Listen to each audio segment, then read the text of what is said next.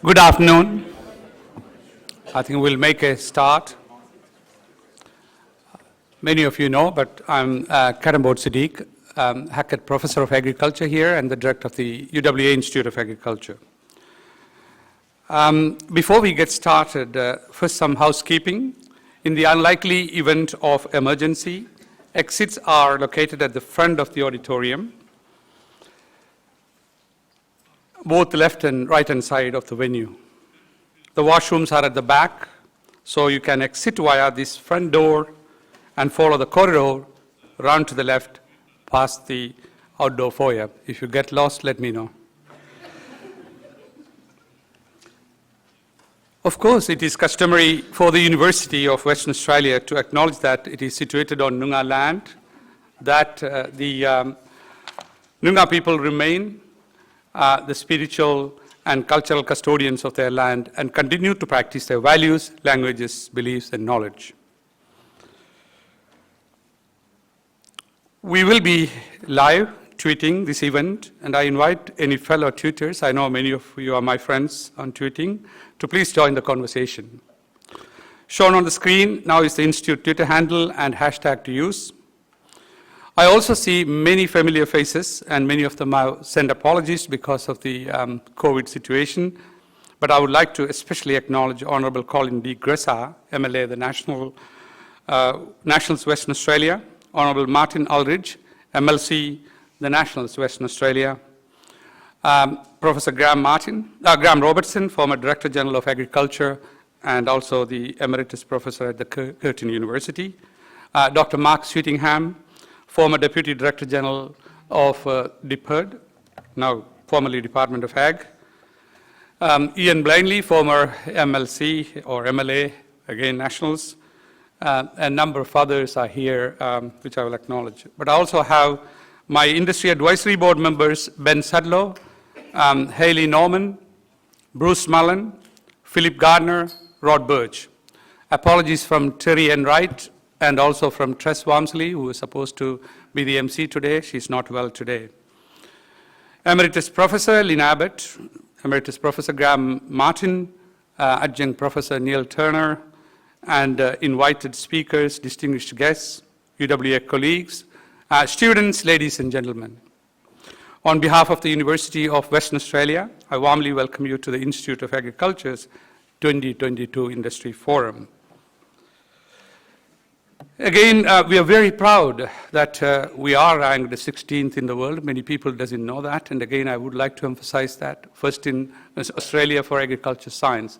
Some of the eastern states people come and say, that's rubbish. So go and look at the academic ranking of World University 2021. We are number 1 in Australia, number 16 in the world. The current ranking could be coming any time. I don't expect any surprises. We'll be pretty close again, but it's a very competitive world. And Institute has played a significant role in achieving this global reputation, and which is one of the key drivers of the universities and in this university as well.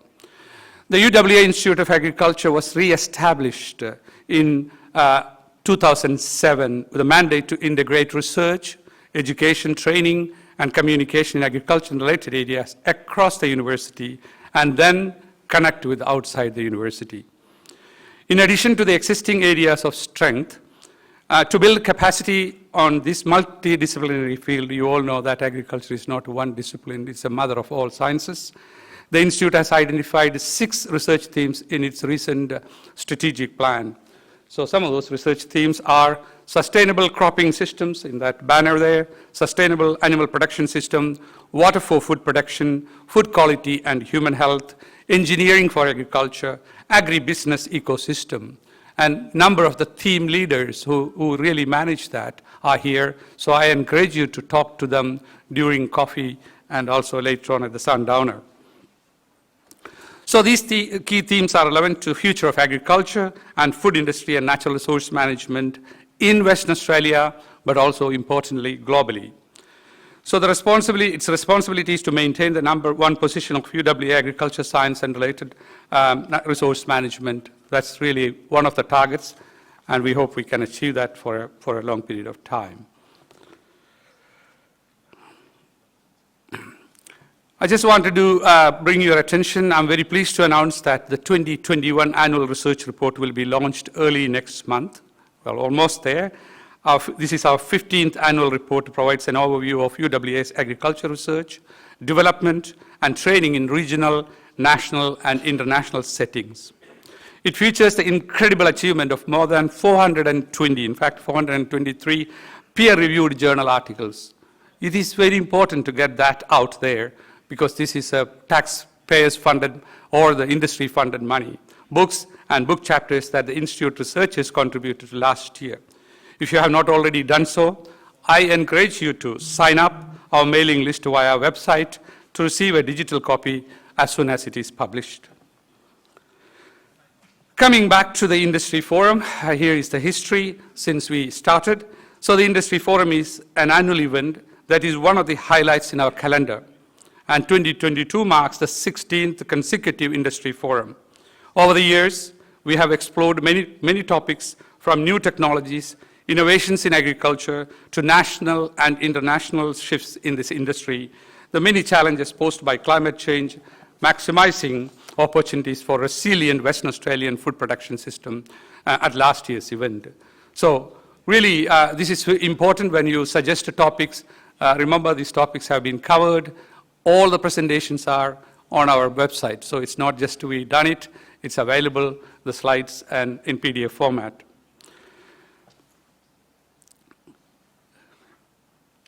Now, I would like to special thank to CSBP. Their banner is here. Fertilizers to supporting this year's forum through CSBP and Farmers Golden Jubilee of Agriculture Science Fellowship bequest held at UWA in 1965.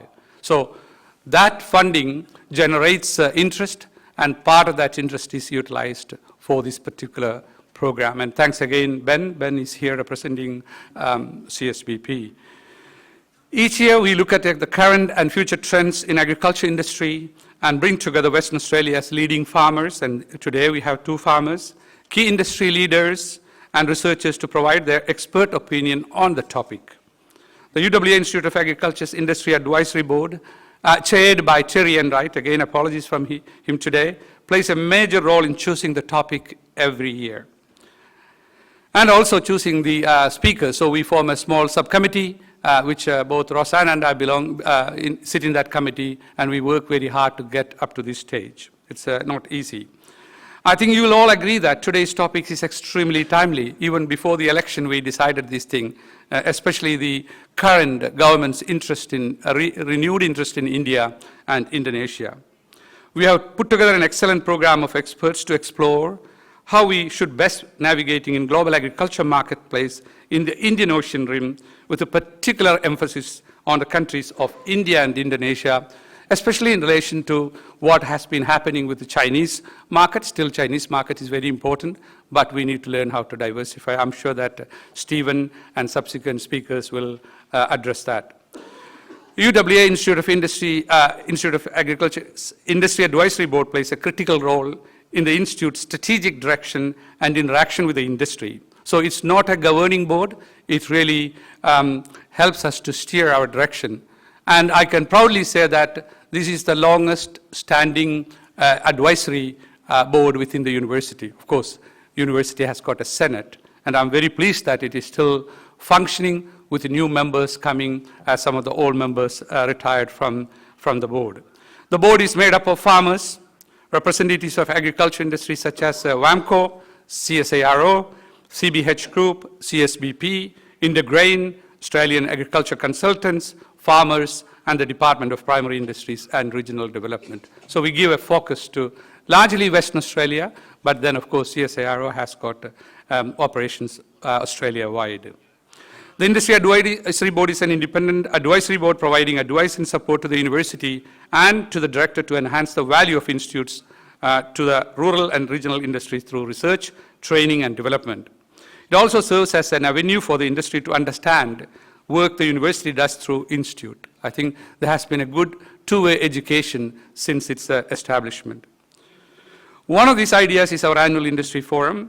The Industry Advisory Board looks at current and future issues that the agriculture industry is facing and bring together Western Australia's leading farmers, key industry leaders, and researchers to provide their expert opinion on the topic. Again, we'll be asking your opinion for next year's forum. Unfortunately, our planned Master of Ceremonies Integrain CEO Tess Walmsley is unable to attend today. You may have to bear with me, and I will be your Master of Ceremony today. But we wish her a very speedy recovery so that she can get on to the important job. Now it gives me great pleasure to invite Honorable Colin Stephen D. Grussa, MLC, to formally open the 2022 Industry Forum. Stephen has been almost 16 years coming to this forum, so we decided to elevate him to the keynote or address. Colin was elected to the State Parliament as a member of the Agriculture Region in 2017, after serving as the Nationals WA State President from 2013 to 2015. Prior to entering Parliament, Colin was third-generation farmer from Neridup, northeast of Esperance. He attended school in Esperance before moving to Perth to study an advanced certificate in microcomputer technology. So he's a technology guru. He used these skills to work in sales and support for a large computer wholesale before deciding the country life suited him better than the city life. Colin then undertook an associate degree in agriculture at Muresk, where he graduated at Ducks of the Coast. He moved back to the family farm near Esperance and became involved in community and agri-political groups, including Esperance Rural Leadership, the National Council of Young Farmers, WA Farmers Esperance Zone.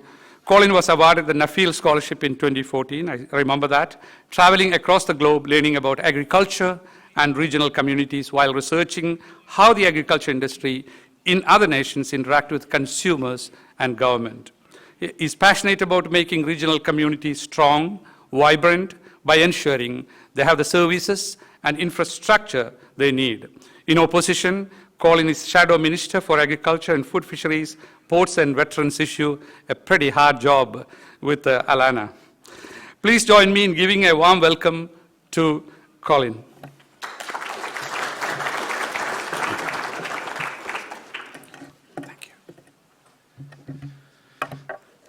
Thank you, Sadiq, for that very warm welcome. It is a very humbling experience to be here actually speaking at the Institute of Agriculture Forum this year. Of course, many of you will have read the program and wondered why Mia Davies is not here, and I can assure you that she hasn't turned into a bald, middle-aged, overweight man.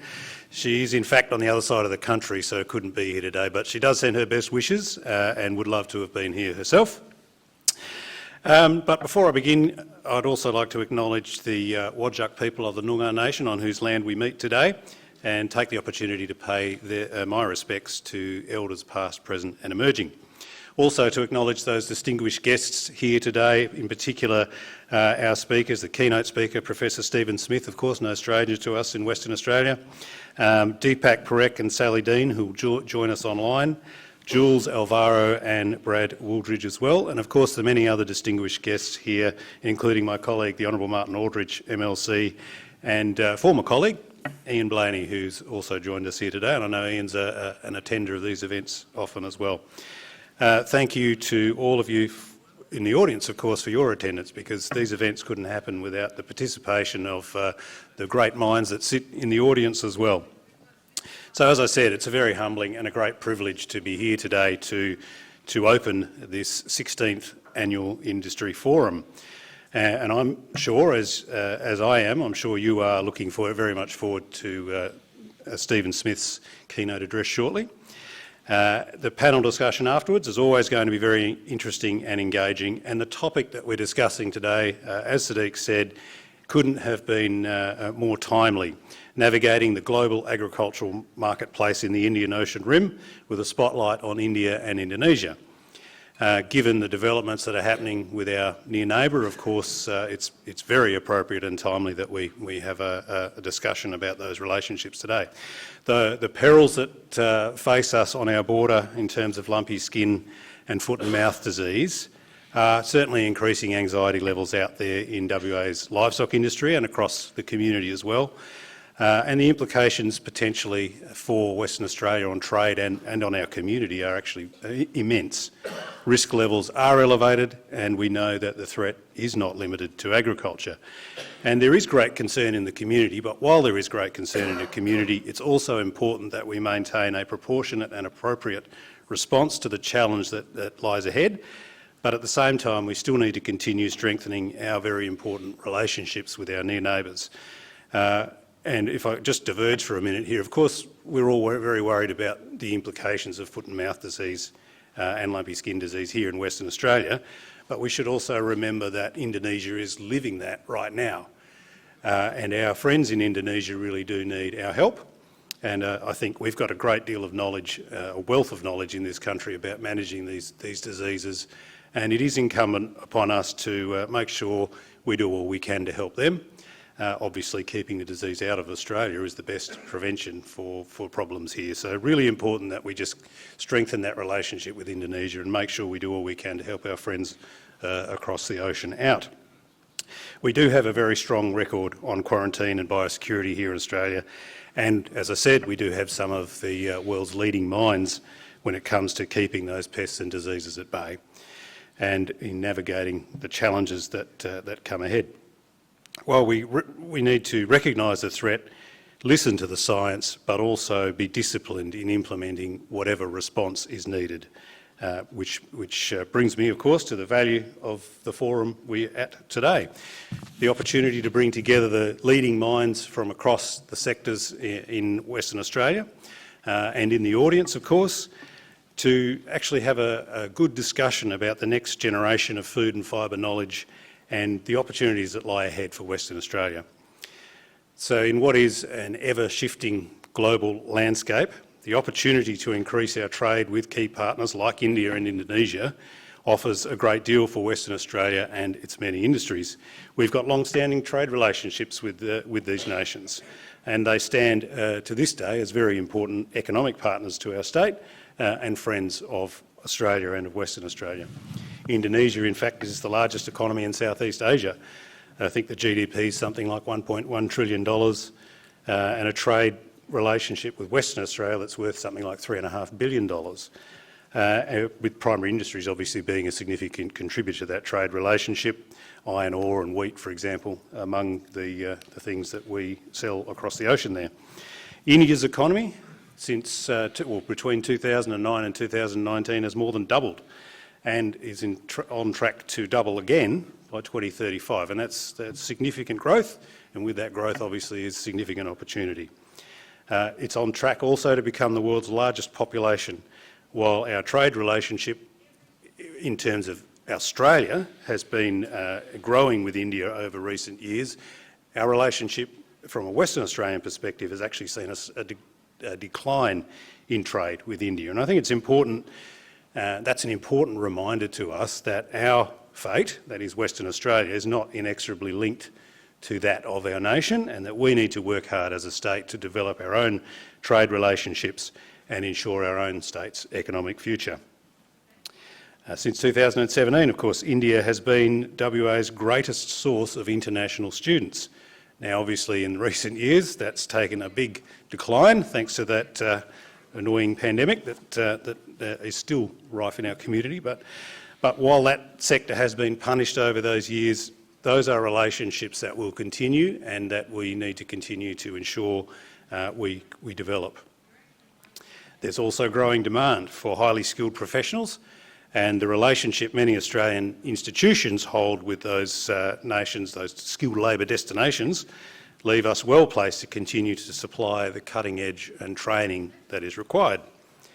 And these are the largest and third largest democracies on the planet, and they share a growing demand for raw materials and high value products to feed their growing populations and also to generate wealth. So a good story for Western Australia and for Australia.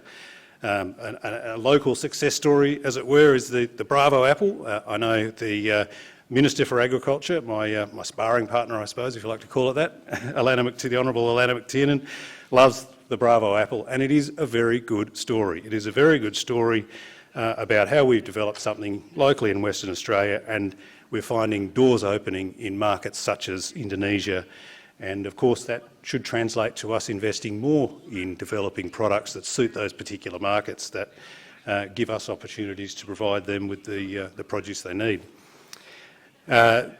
Obviously there's significant opportunities to leverage Western Australia's production and supply chain knowledge. Again, we're very good operators in the agriculture space, some of the brightest minds in agriculture here in Western Australia, and we have a real opportunity to provide that knowledge to those developing nations at the same time as developing our exports as well and making sure we are still selling them the things that we grow here locally. And so I think Western Australia has always done best when we really clearly identify those opportunities out there and work hard to develop and maintain the relationships long term to keep them going. With the knowledge that's in the room here today, I'm pretty confident that the discussion today will prove fruitful and also prove fruitful for the thousands of Western Australians who depend on primary production for their livelihood. So with that, I'd like to wish you all the best for a successful forum here today. I look forward very much to the discussions that will come on. And with that, I'm very pleased to declare the UWA Institute of Agriculture 2022 Industry Forum officially open.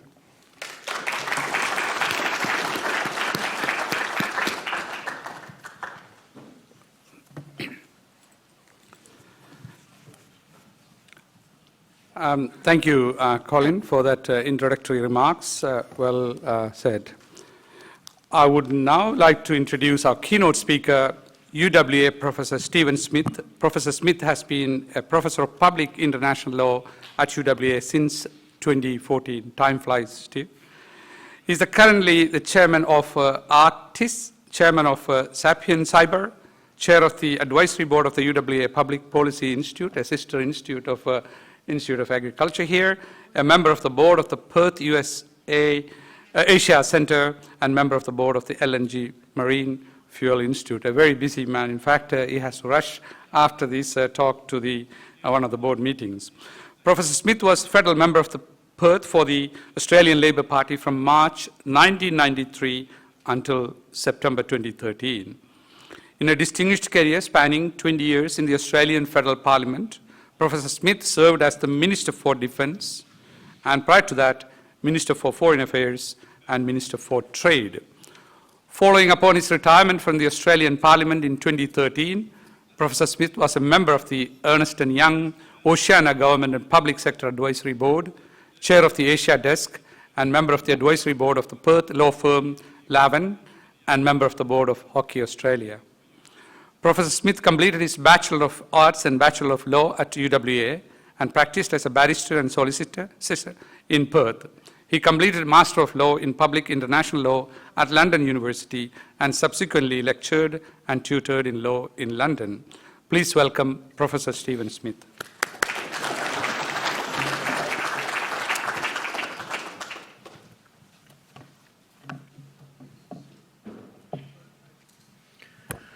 Well, thanks very much. Thanks, Professor Siddique, for the invitation today.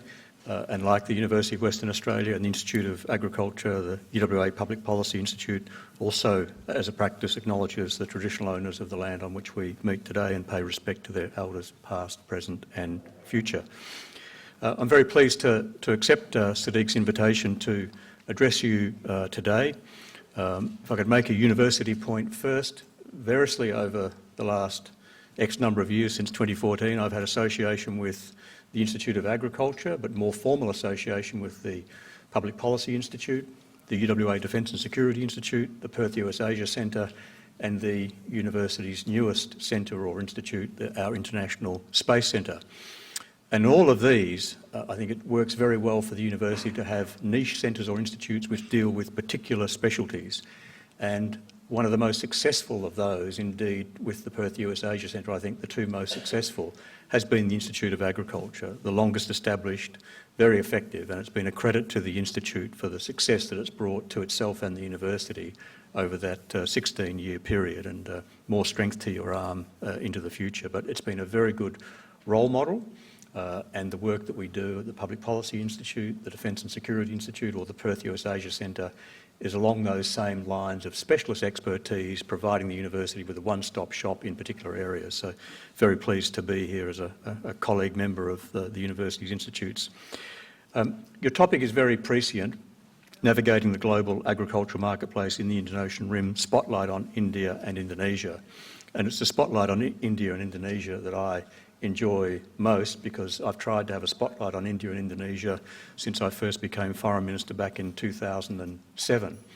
I said this to Colin before we started, and I acknowledge Colin and Martin as our parliamentary representatives here today, that I'm not a trade expert, nor am I an agricultural expert. I grew up in Narrogin and the Southern Cross, and we came to Perth when I was entering high school. And so my detailed knowledge of matters agricultural finished when I was in primary school.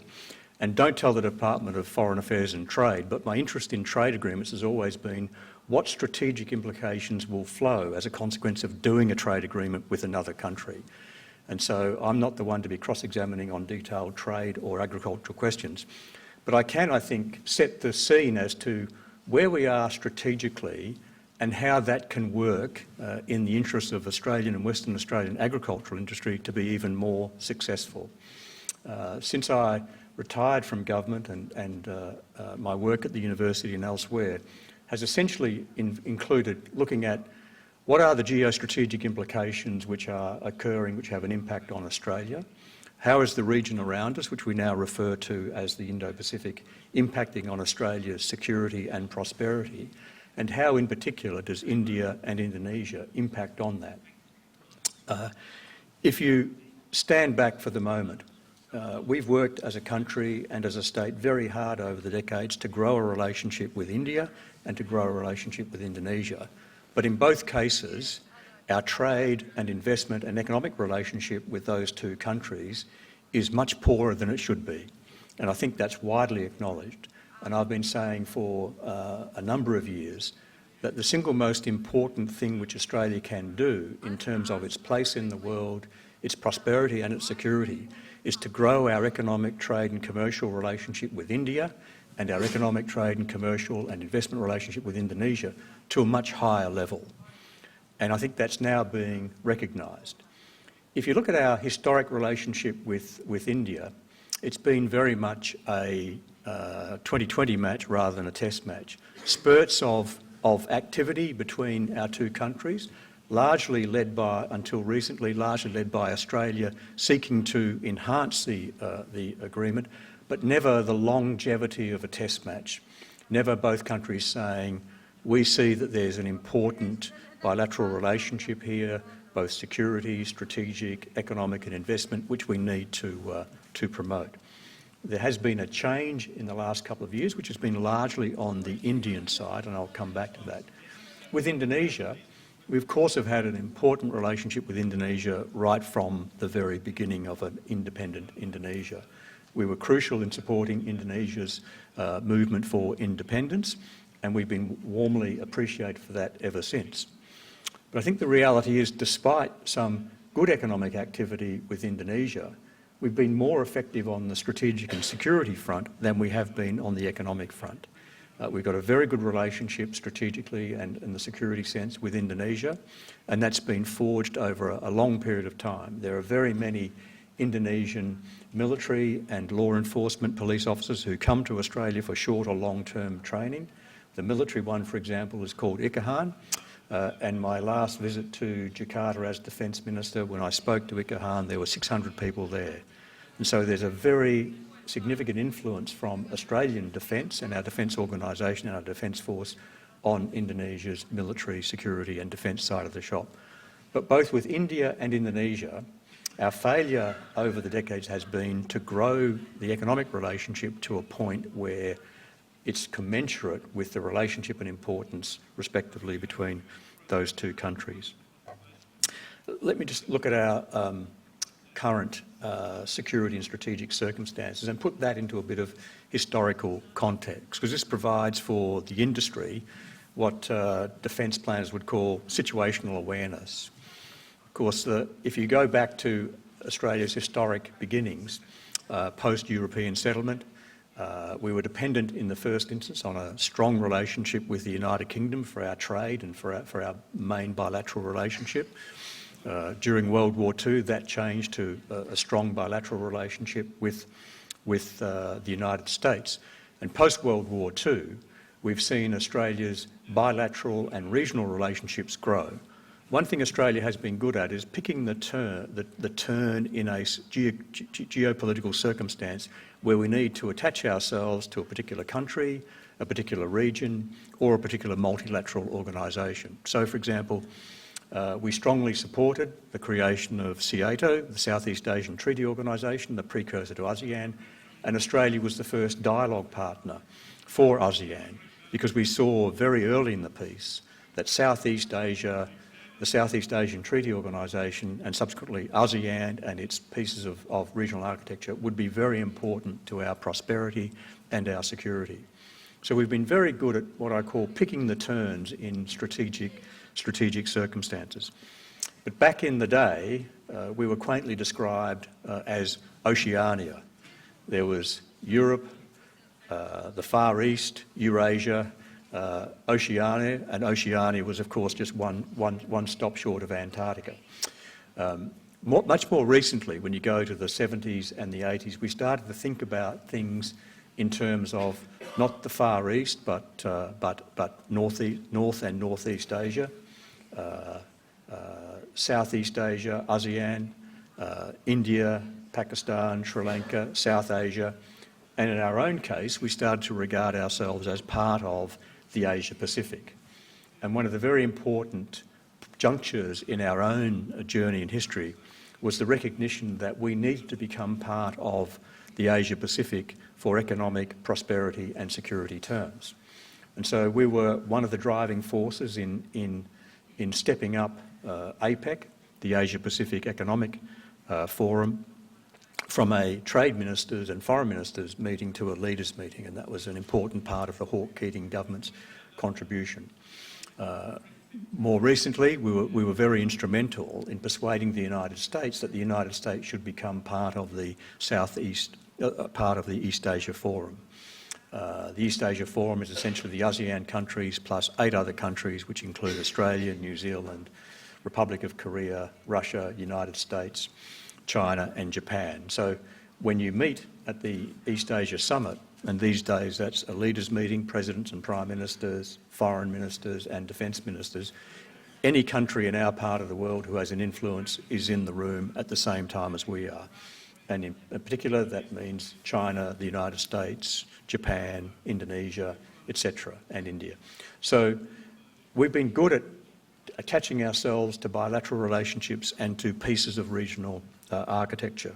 And so the nomenclature for Australia, although quaintly we still are part of, in the United Nations, the Western European and others group, because the United Nations still reflects the world as it was in the mid to late 1940s, not the modern era. And so we've gone from being regarded as Oceania to, until we get to really the beginning of the 2000s, part of the Asia Pacific, and we tried to integrate ourselves into the Asia Pacific's regional architecture. From about 2008, 2009, 2010, Australian foreign policy started to contemplate, well, where are we actually going to end up in 20, 30, 40, 50 years' time? And we started to make our reference point, what's the world going to look like in 2050? So what will be the geopolitical shifts by the time we get to the 2050, which we have to start thinking about now? And really, about 2009, 2010, we started thinking in these terms. All of the projections then, the long-term geoeconomic forecasts and predictions, were that by the time we got to 2050, the top 4 economies would be, not necessarily in this order, but the top 4 economies would be China, US, India and Indonesia. And so we countries can fail, countries can not be as successful as their potential suggests, but on the basis of the forecasts and the studies that were done back in the early 2000s, despite COVID, despite a global financial crisis, despite changed security circumstances with Changer, those projections have not changed in any meaningful way. There are arguments as to whether the US will be 2 or India 2 and 3, but most of the reliable predictors essentially say China, US, India, Indonesia will be the top 4 economies. And at that time, back 2008, 9, 10, we said, well, if you look at it from Australia's perspective, we've got a very good relationship with the United States. We have a security, strategic and defence alliance relationship with the US, but we also have deeply significant investment exchanges between the US and Australia. If you stand back and view trade only, then China is far and away our #1 trading partner, and that remains the case today despite some difficulties, and I'll also come back to that. But when you add investment into the mix, our single most important economic partner, because of investment, is the United States. And the figures go, last time I looked, something like the return which Australian companies make by investing in the US is 3 to 5 times greater than the return that Australian companies make by exporting, and the return that US companies make by their investment in Australia is 5 to 7 times greater than the return which American companies get by exporting to Australia. So that investment relationship is deeply significant. So at that time we said, well, we've got a very strong economic relationship with the US, and we also have a very strong economic relationship through trade with China. Now go back to 2008, 2009. Remember, it was only in 2009 that China overtook Japan as our largest single trading partner. And by way of digression, we do these days, as we have for a decade and a half, somewhat got into the habit of underestimating the economic contribution and the economic exchanges which we continue to have with Japan. So Japan is often, regrettably, omitted from the key sort of bilateral relationships that we have. So when we looked at, okay, we're doing fine with China, this is through the prism of 2008, 2009, and remember, as late as 2014, 2015, before we came to a conclusion that through Xi Jinping China was changing, through the lens of 2014, 2015, we still regarded China as being a partner that we could have a long-term, enduring, responsible relationship with. The last time Xi Jinping visited Australia in 2014, the end of 2014, beginning of 2015, red carpet was rolled out. He was treated as a conquering hero, and Tony Abbott made a speech which essentially said, and we're very confident by the time we get to 2050, China will be a democracy in some form or other. Well, we're not quite there yet. But through the lens of 2008, 2009, China was viewed as an enduring, ongoing, very strong economic partner. But when we looked at the cupboard and opened it up for India and Indonesia, what did we discover? We discovered that we were in a deleterious position in terms of the level of trade and investment and economic exchange we had with India and Indonesia if they were going to become in the top 4 by 2050. And so we said to ourselves, okay, 2 things here. We need to start thinking slightly differently in geopolitical terms, but we've got to put a lot of effort into our economic, trade and investment relationship with India and Indonesia. So the geostrategic thinking started to emerge, which was, let's stop talking about the Asia-Pacific and start talking about the Indo-Pacific. And start talking about the Indo-Pacific because that sends a signal to ourselves and to others that India and Indonesia are important, and they'll become increasingly important. And so we started to make speeches and start articulating the notion of the Indo-Pacific. At that point in time, pretty much every other country in the region scratched their heads and said, what are you talking about? Including India and Indonesia. Tragically, the late Japanese Prime Minister Abe was one person who did see that notion, and he started to articulate it as well. But basically it was hard graft for Australia, and it was hard graft for Australia to get that notion up and running. In the 2013 Defence White Paper, we used the phrase Indo-Pacific for the first occasion. And in the 2017 Foreign Policy White Paper, we used it for the first time in a foreign policy paper. So by 2013 to 2017, we'd become very committed to the notion of the Indo-Pacific.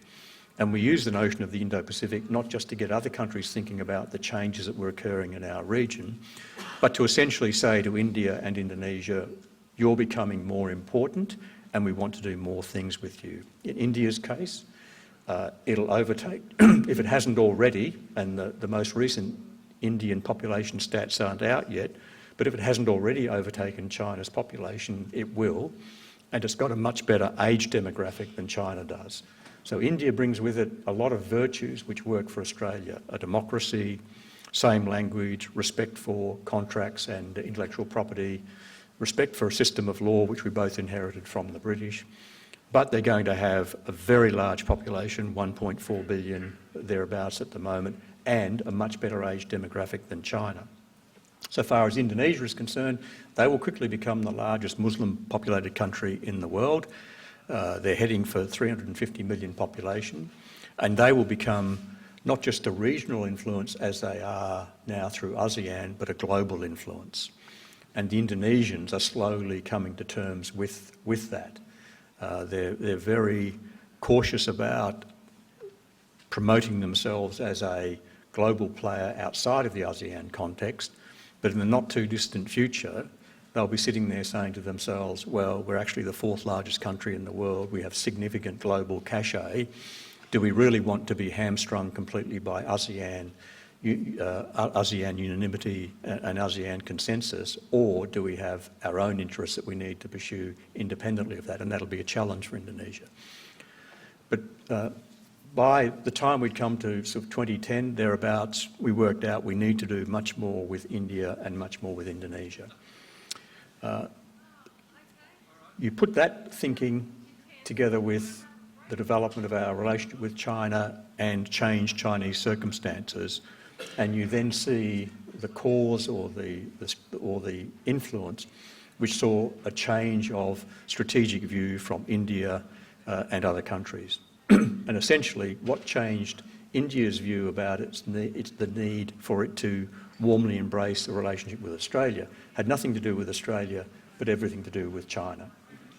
And so China and India, they share a 2,000 to 3,000 kilometre border. We've seen two very significant border disputes between China and India in the last 2 or 3 years in the Doklam and in the Himalayas.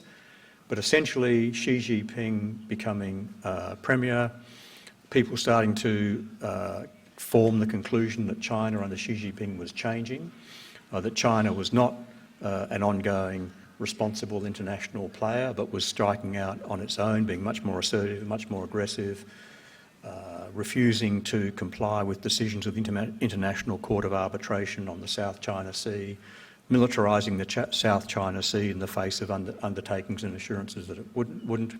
And then more recently, as Australia has seen, but Japan and Korea saw earlier, using economic tools as a way of punishing a country for foreign policy or policy decisions. And you've seen that most recently with Australia with the so-called 14 points, but the various trade punitive measures which China has engaged in, whether it's barley, whether it's wine, whether it's coal. Of course, the one thing that it hasn't touched has been iron ore, and that is all about diversity and security of supply.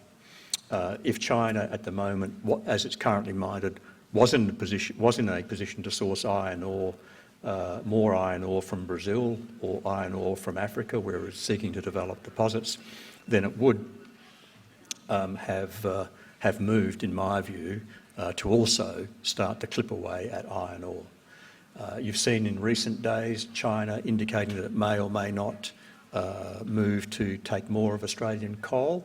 That's as much about China's difficulties of supply at the moment as it is about warmly embracing a changed relationship with Australia. So you put the notion of the Indo-Pacific into a changed China, where do we end up? You also add in COVID, disruption to supply chains, and worry about ongoing Chinese relationship with Australia and other parts of our region. You have a much stronger push for diversity. Until recently, the country that was doing most to get diversity of supply was China. We look at China in a very insular way. They take our iron ore, they take our LNG, but China has been working very hard for the last decade to get security and diversity of supply.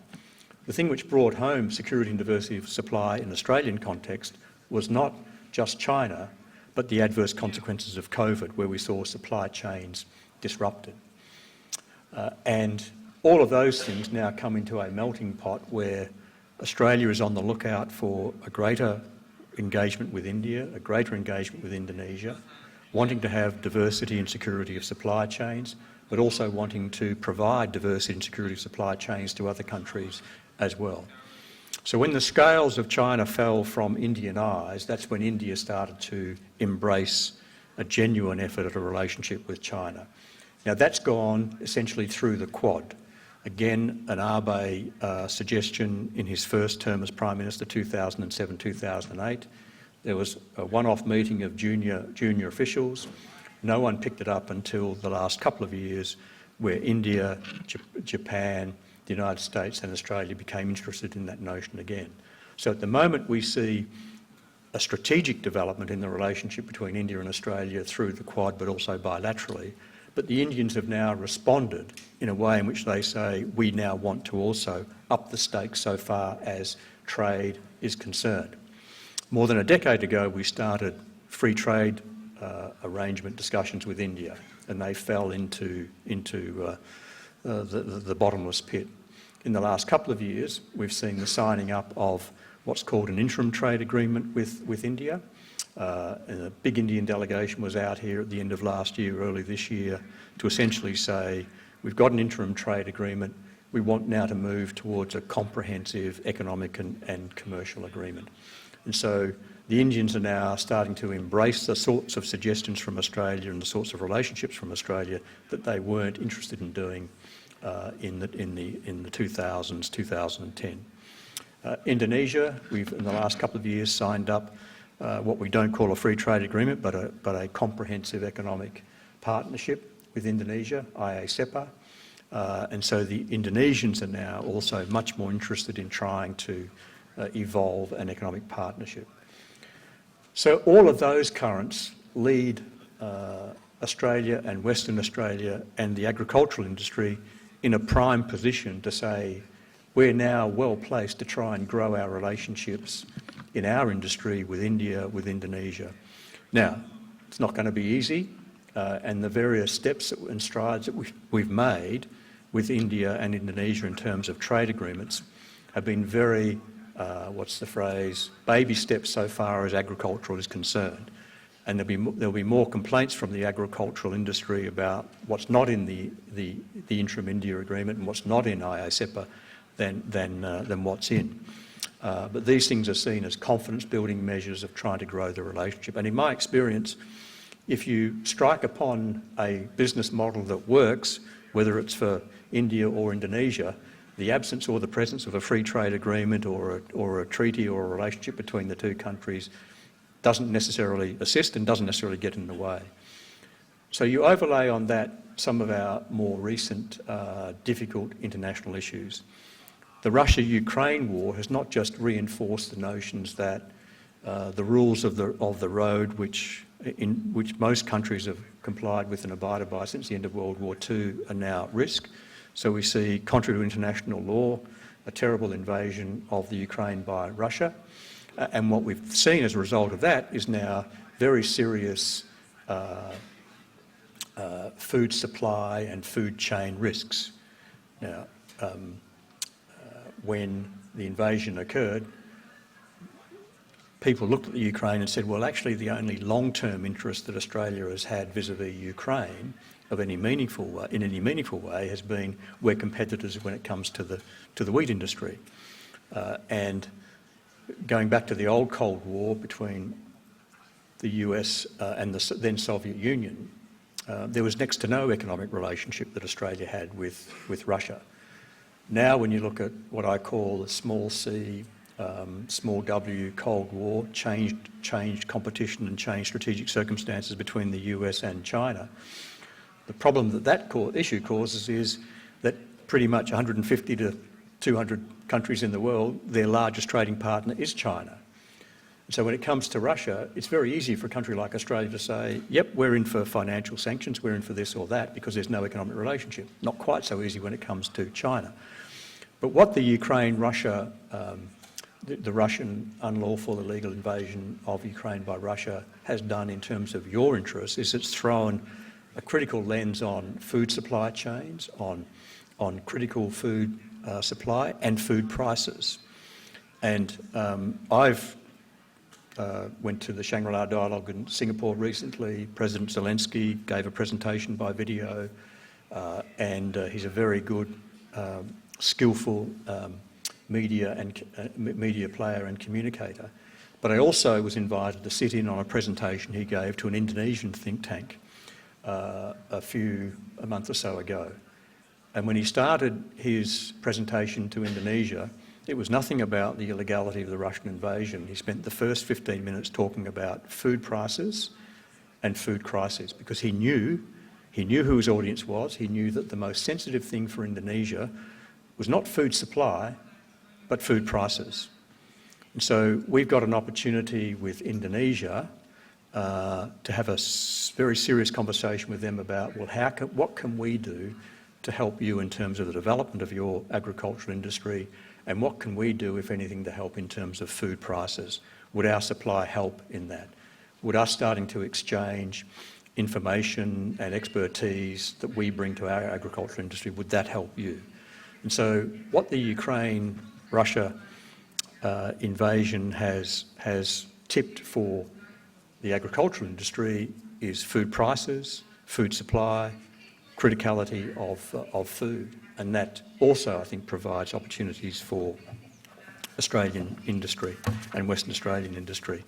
Now, I've got to scarper pretty quickly after 3 o'clock, and my 5-minute sign is being delivered. I'll very quickly just make a couple of other points.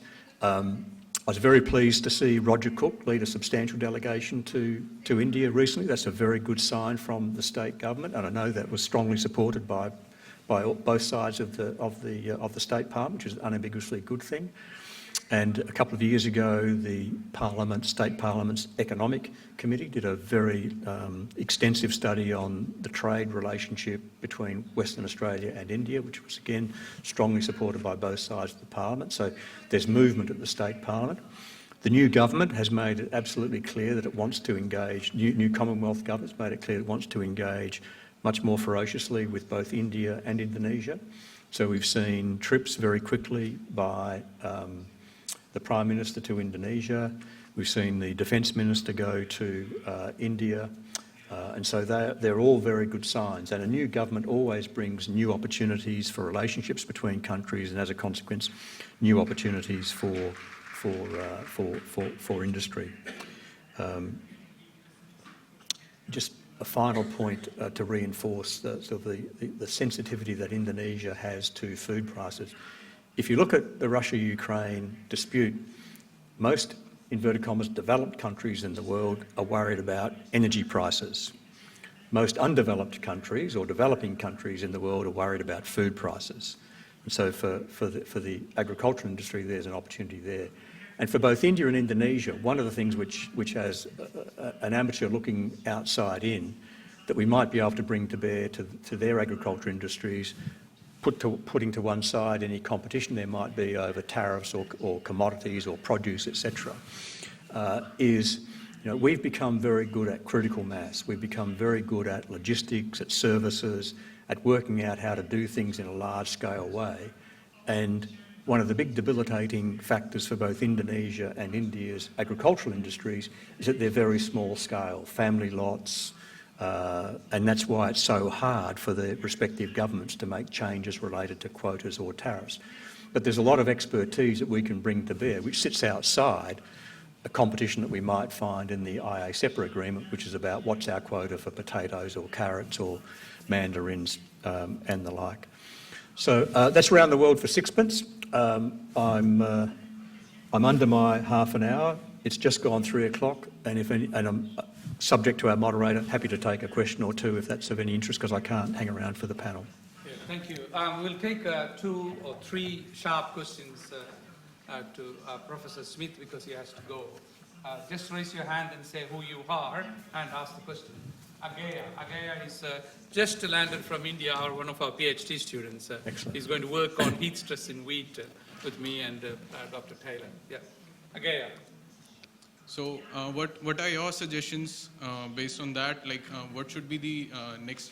Because if we don't subsidize the agriculture in India, then the wheat prices for the Indians will also increase.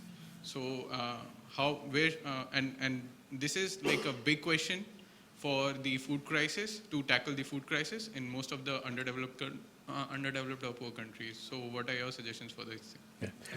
Well, I'm not going to pretend to be an expert in that area, but a couple of general points. Firstly, there's a lot of academic materials which suggest that famine is caused much more by food prices than by supply. So prices is clearly a deeply significant issue, firstly. Secondly, I think what we're seeing as a result of Ukraine and other elements... That to agreement, to negotiations? I'm getting some feedback here, so maybe if I try... Yeah, well, is that better? I think that this is where we don't want to be using that, I mean... Okay, all right. Not even using, you're entitled to use whatever word you like. But I think what it exposed is the notion of food security, and I think there needs to be some new thinking about, well, how can we use the notion of food security to get over some very old issues in terms of tariffs, quotas, supply and export and import bans. Just one point that should be made on India. You would have seen from the most recent Australian census that India is now our fastest growing migrant intake, and in Western Australia, and the diaspora is now deeply significant. In the blink of an eye, it'll be 1 million people in a country of 25, 26 million. And whilst WA gets its 10% of the population, the per capita India WA population is greater than anywhere else in the Commonwealth. The last state election, we saw 2 or 3 members of Indian origin elected to our state parliament. So our Indian influence is going to become deeply significant in Western Australia as well as Australia, and I think that'll help to break down some of those difficult issues that you've referred to. But it was telling us some lessons as well.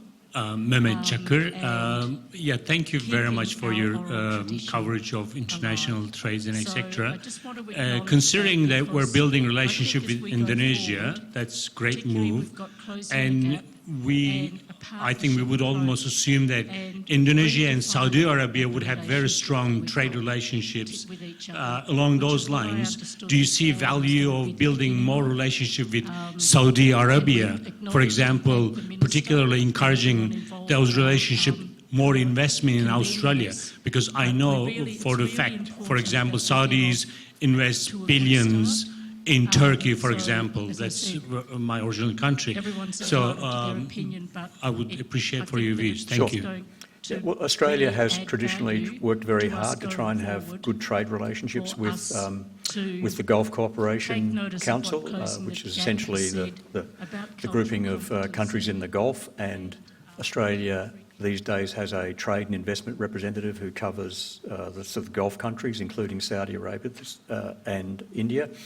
So in the Gulf countries, we've worked very hard historically with, say, Kuwait, Saudi Arabia, the UAE to forge these relationships. I think one potential area of engagement with Saudi Arabia is that the Saudis, of course, have got a program called Saudi 2030, where they're working very hard to find a whole range of investments, including offshore investments as well as onshore investments, where they can grow renewable energy and different forms of energy, because they are most dependent upon fossil fuels, and climate change also brings with it a whole range of opportunities. So I think there's a lot of potential for engagement with Saudi Arabia on that front, on the renewables front. But of course, one of the issues with the Saudi Arabia relationship is, of course, the Saudi Arabia treatment in terms of human rights. Essentially, the state-sanctioned killing of Khashoggi recently has put a very significant issue in front of that relationship, and you've seen that reflected by President Biden's visit to Saudi Arabia, the US and Saudi being traditional Middle East partners, so the Saudi Arabia human rights record is a significant stumbling block, in my view, to growing those relationships. But I think there's a lot of potential for Saudi Arabia throughout the world to start doing partnerships on the renewable energy front, and they've put aside essentially a trust fund of hundreds of billions of dollars to try and effect that. Thank you. Thank you. Professor Stephen Smith, as I mentioned, he has to go for another board meeting. I think Stephen has clearly articulated the historical development of geopolitical trade relationship, Australia and United States, and of course China, India, and Indonesia, and he gave some insights for the next 20, 30, and 40, 50 years. And certainly, we are very grateful to you when such a short notice we asked you to come and give a talk. And Rosanna not here, she was nervous. I said, don't worry, politicians are always, they can fall into their foot and make the things work. And so we are very grateful. We will talk to you, and if there are any further questions, we will send. Thanks, Steve. Have a good board meeting. Now let me get it all right. Our next speaker is Deepak Parikh. This is a very interesting character. Deepak must be listening from there. He's based in India and so was unable to join us in person today. Again, because of the COVID and things, otherwise we would have spent some dollars to bring here. We are thankful he has recorded his presentation. Deepak is well-decorated technocrat, honored as the top 10 agro Entrepreneur 2019 by Future Agro Challenge in Greece and Technology Pioneer 2018 by the World Economic Forum in Switzerland. He has also served as a member of the expert panel of the World Economic Forum on digital transformation. Deepak is an influential blockchain, agtech domains, being regular speaker, moderator, and evangelist. Deepak is the CEO of the AgriWatch, a consulting firm that provides market intelligence, research, and advisory service across the agribusiness value chain. He has 22 years of diverse experience working across 34 countries on various projects. He also advised various private, public, and multilateral organizations in agriculture and technology domain. Other awards and recognitions include awarded as the top 10 startups of Cultivate program of UNDP, top 100 social entrepreneur listed by the National University of Singapore, and DBS Foundation NASCOM Award for using AI for good, top 10 startup CEO impacting Indonesia by Alipay, top CEO of the startup in AgTech Indian Council of Food and Agriculture. Deepak is a global influencer in agriculture and food space with demonstrated evangelism in areas of food safety, security, digital smart agriculture. So I read an article by him about a month and a half ago and suggested the name to the Industry Advisory Board, and then Industry Advisory Board accepted that. So his presentation today is titled Grow India, Unlocking the Potential of Indian Agriculture. Hello everyone, this is Deepak Parikh, CEO of AgriWatch. AgriWatch is India's largest agriculture market insight and information company, working with a wide range of organizations, including the federal government, provincial government, central banks, developmental agencies, traders, processors, and startups. I take this opportunity to thank the University of Western Australia Institute of Agriculture for inviting me to 2022 Industry Forum and sharing my perspective from India. My presentation today is about Grow India, with a focus on how India is unlocking its potential in agriculture to become the food bowl of the world. Now let's go to my presentation.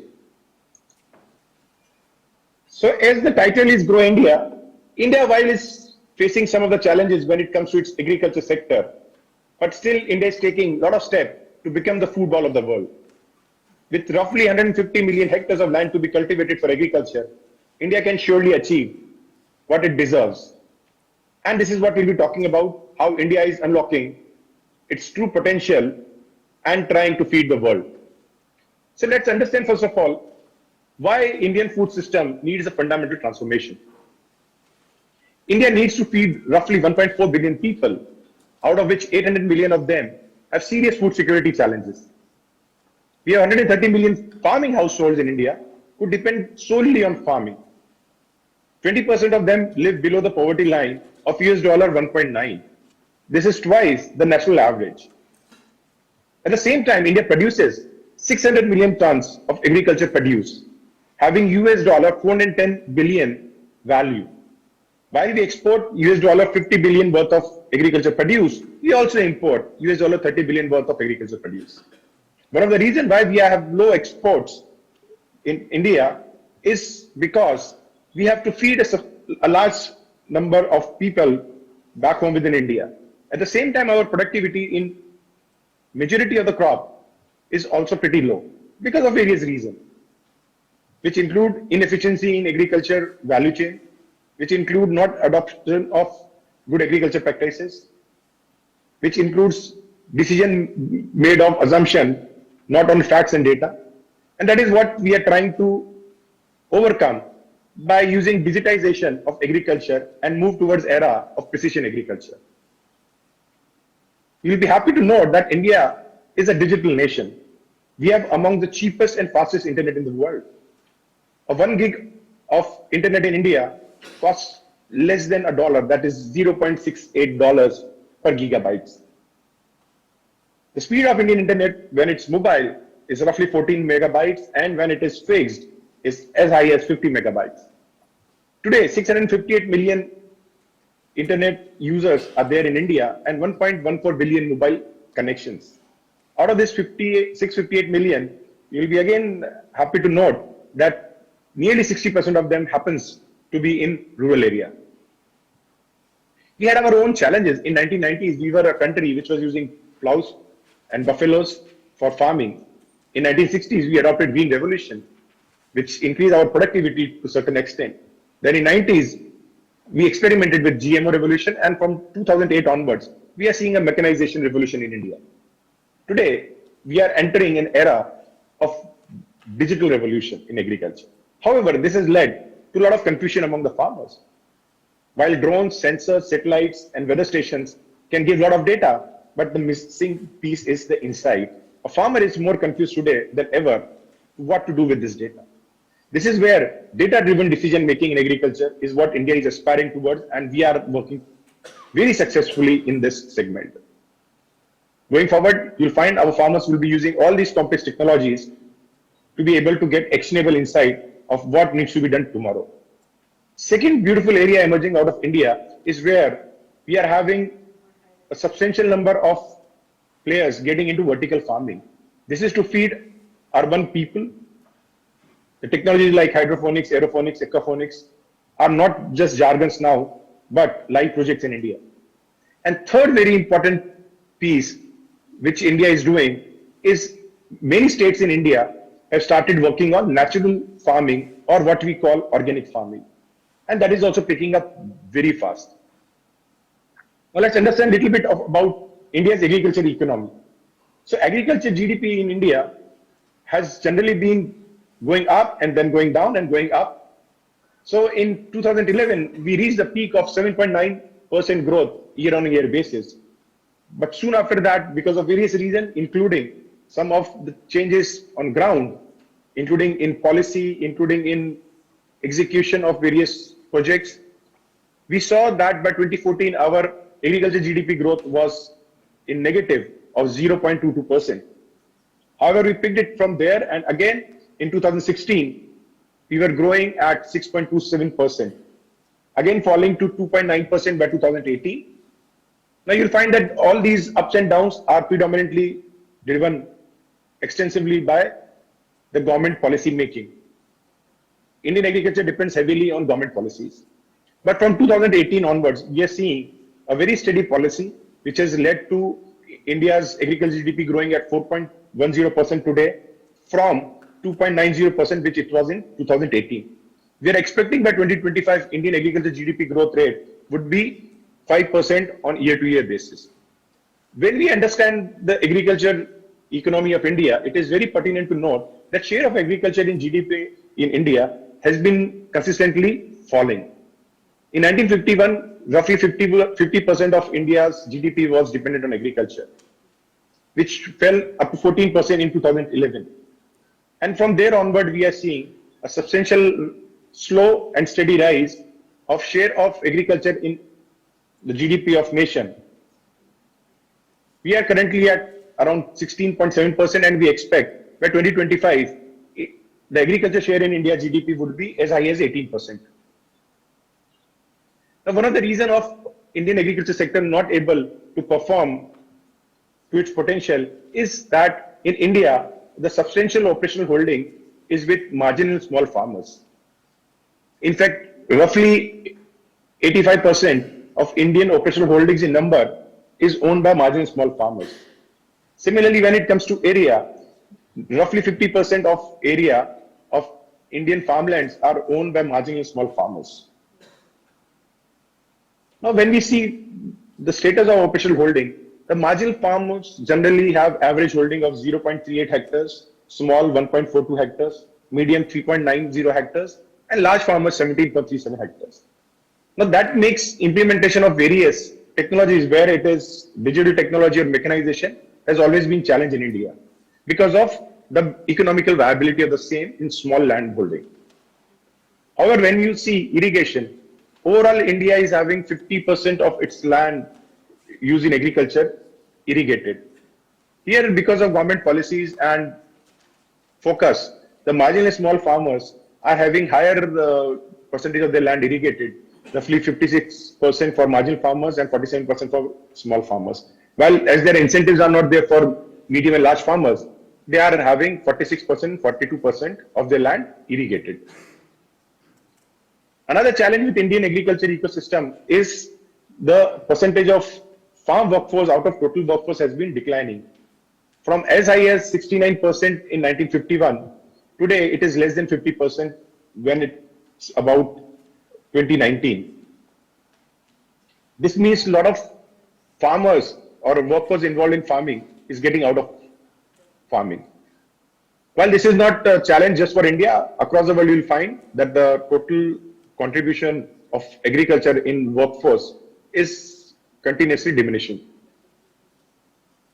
India is also having a similar challenge where the percentage of landless agricultural labor in total agriculture workforce is increasing. From roughly 28% in 1951, today we are seeing it is 56% in 2019. So more and more farmers with land are getting out of farming, while the labor which is required for agriculture is increasing. However, out of all these challenges emerges a big opportunity as well. If you see the food economy of India, it is roughly $600 billion US, growing at 5% on annual basis. Of this agriculture or food economy, the total size of agriculture input, which includes all fertilizers, pesticides, seeds, implements, and technology, is close to $16 billion US. The share of digital agriculture in agriculture input is roughly $2 billion US. The digital agriculture is growing at 10.5% on year-on-year basis. When we talk about digitization, there are 4 key megatrends which are visible in India: the use of big data analytics, remote sensing through drones and satellites, artificial intelligence and machine learning, as well as Internet of Things. You'll see that these 4 patterns or 4 megatrends emerging extensively in India. One of the reasons for digital agriculture market potential to be high in India is, first, we are having one of the biggest market size, huge growth potential, largest number of farmers anywhere in the world, agriculture economics which is conducive to digital agriculture, policy environment which is enabling the use of more and more digital technology in agriculture. We are having very strong agronomy background because there are close to 700 different value chains which are cultivated in India, and we are having conducive soil as well as agroclimatical zones for that. As I explained earlier, very strong digital infrastructure. We are amongst the largest democracy in the world with political stability. Farmer demographics, because the average age of Indian farmer is one of the lowest in Southeast Asia. Availability of funding both from public and private sector, low digitization cost, and a very strong and vibrant ecosystem for digital agriculture. Now, digital agriculture is just not something which is a concept in India. I myself was involved in one of the projects where we use data-driven agriculture in Sabarkantha, in the state of Gujarat in India, where we worked with 3,000 farmers on commodities like potato and groundnut. In the first year itself, we were able to achieve the productivity increase of 18%, profitability of 34%, and reduction in cost of 10%. And in 5 years, the total productivity increased by 51%, profitability by 108%, and reduction of cultivation cost by as high as 58%. The digital agriculture use cases in India are many. I'm just highlighting 5 of them and some of the companies which are predominantly active in India. So from crop and farm monitoring to traceability to farm automation, finance and credit, recommendation engine.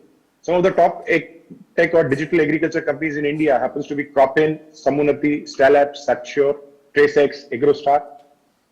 These companies have been active in close to 8 to 10 years and have added substantial value to millions of farmers. Some of the top solutions are what is displayed here, which are currently being rolled out in India, from output aggregation to farm data monetization. The complete ecosystem of different type of solution is very vibrant in India. With that, I would like to conclude my presentation, thanking all of you for a very patient hearing. And with that, I would also like this opportunity being here. Hope you found my presentation insightful and sown seed of interest toward Indian agriculture.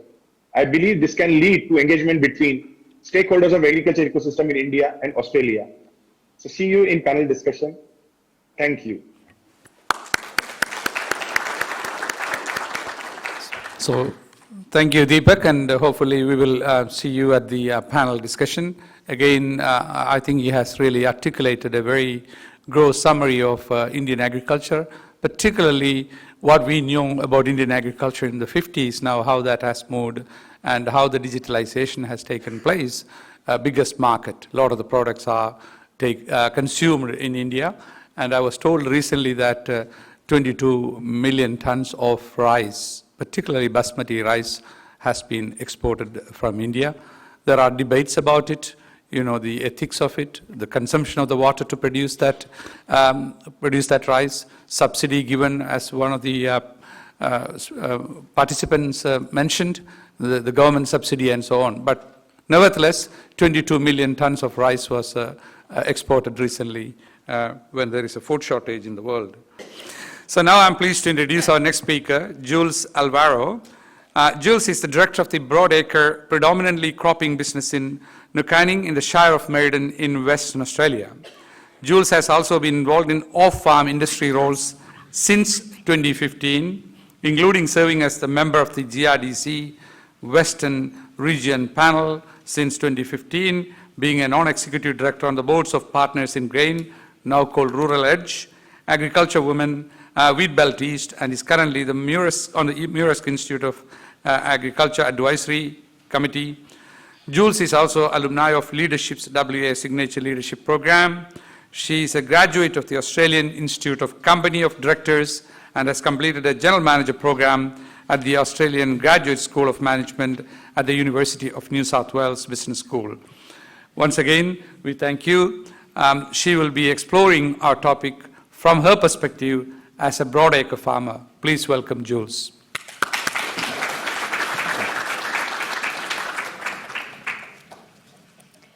Hello everyone. My name is Julie Alvaro, as you've just heard. I'm a grain grower from Nukanning in the Shire of Meriden. It's east of Perth, about halfway to Kalgoorlie.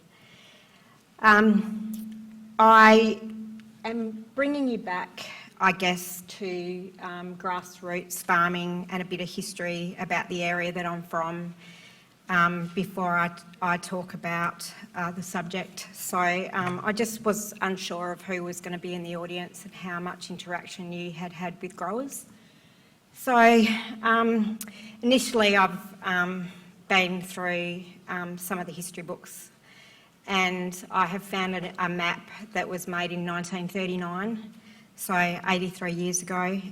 It's a map that shows the agricultural bank's marginal banking zone.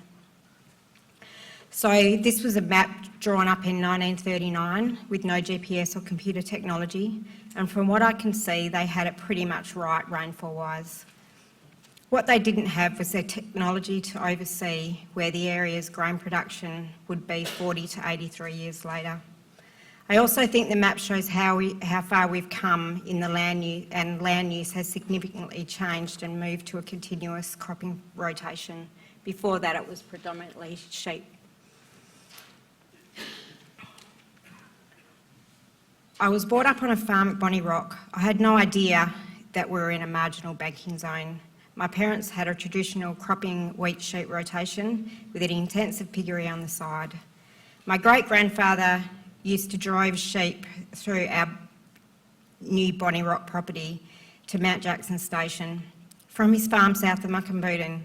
And when my grandfather purchased the original 5,000 acres in 1970 at Bonnie Rock, my great-grandfather's response was, "Why would you do that? I've spent my whole life trying to get south of town, and now you've gone and bought north again." But the soil there was beautiful, and it's very good cropping country.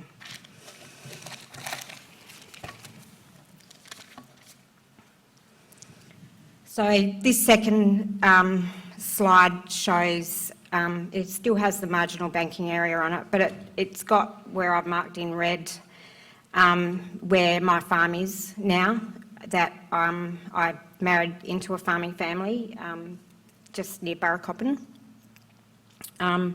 Most of this land was cleared in the post-World War period, where the soldiers were given 400 hectares to clear and farm. Many walked off in the Depression in the 1930s, and we still have blocks that are named after them that have been passed from farmer to farmer. And I've put that up there. I've taken the opportunity to showcase some of my photos that I take. So it's just, there's a few old farmhouses around our property. So this slide has been taken off the DPIRD website that shows our rainfall pattern and how it's changed. So the first period is from 1910 to 1999. And it shows that the rainfall zones have moved in 70 kilometres. And so from 2000 to 2018, the rainfall has moved across to the next zone. So now I sit squarely in the 175 to 225 millimetre zone.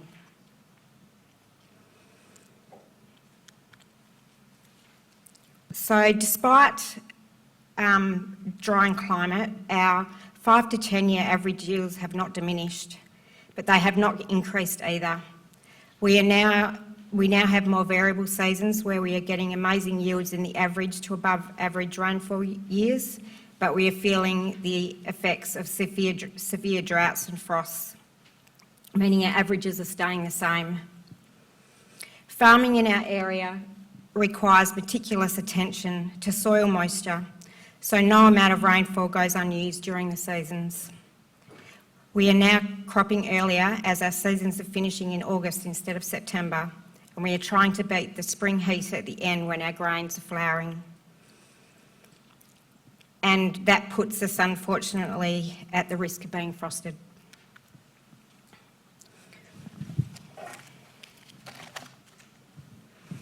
We used to be a total cropping farm, but we have now introduced livestock back into our farming system to help with seasonal variability. This helps us reduce our cropping risk, and we can conserve moisture from our fallows for the next season by limiting the amount of growth on them the seasons before. This is really helping with our water use efficiency. We trade our livestock in and out, and the cropping size changes from season to season. Now, given that, I'm going to bring you back to navigating the global marketplace. This has been challenging over the last few years since COVID hit in 2019. I have defined it into 4 main areas. So first was the imbalance of global trade flow. Second, the geopolitical arena. Third, the increase in cost and inputs. And fourth is biosecurity. So these are the areas that I see having a big impact currently on our business. Firstly, the imbalance of global trade flow has meant that Australia has not been able to export its 2020 and 2021 crop efficiently. This is due to an imbalance between imports and exports internationally, and this alone, without lockdowns and labour shortages, has caused congestion and long waiting times at ports. This is not expected to ease in our immediate future and has affected our grain prices. Although they are high compared internationally, they are not. This is because of the basis or shipping cost. It is very high, so we need to take that off our tonne of grain. So that's the post-farm gate freight cost. This may have a big effect on our 2022 crop, but we don't know the end of that story yet.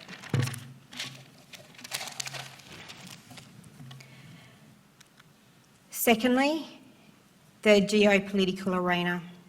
We have the Russian and Ukraine situation where markets are fickle, and we're still watching this one play out. This has also affected the shipping of the Ukraine crop, and internationally it has also put pressure on the grain price, and poorer countries are finding it difficult to buy grain, but it's also meant a high price for the WA grain growers.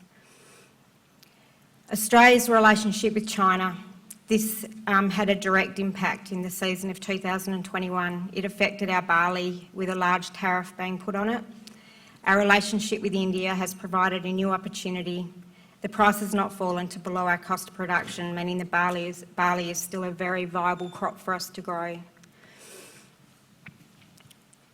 Our increased input costs. Many of our large cost items that we require to put our crop in the ground have doubled in value. These are items such as chemical and fertiliser. It has been very hard to keep our 2022 crop costs to the minimum levels. Our farm gate freight costs are an additional $4 a tonne. Most growers produce over 5,000 tonne, and so that's just there alone an additional $20,000 per business in WA. Our diesel prices also doubled from the 2021 cropping season. All of these inputs increase our cost of production and put pressure on our low-cost model due to our lower average yields and seasonal variability. We also then have our biosecurity. We have an immediate biosecurity risk of foot and mouth disease. This has now hit Indonesia. This disease affects cattle, sheep, goats, pigs, buffalo, camels, alpaca, llama and deer.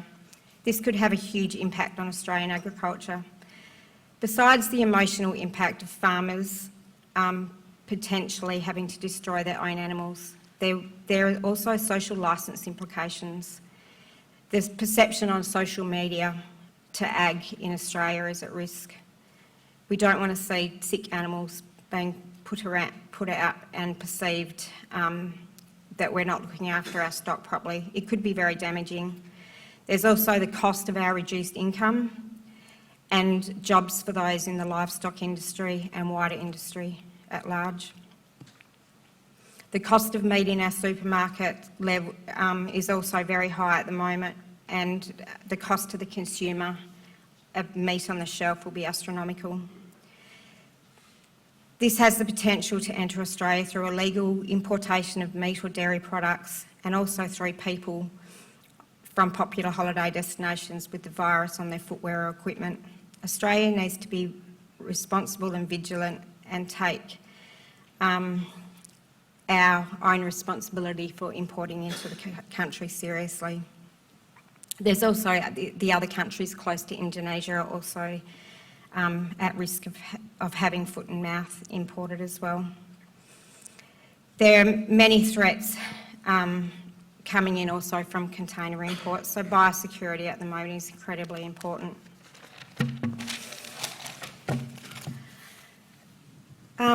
The Indian Ocean Rim is very important to me as an Australian grain grower. It is important to me that Australia has a good relationship and dialogue with its 23 members. This will help with freer flow of goods and services and investments and technology. I hope that our Australian government continues to foster relationships in the area of trade, investment, facilitation and agriculture is a priority. There's a very good podcast, if anybody is interested, released on the 15th of July about the shipping container exports and when they're going to get cheaper and smoother by Rabobank. You can find that online. And I'd just like to thank UWA and the Industry Advisory Board for the speaking opportunity. Thank you.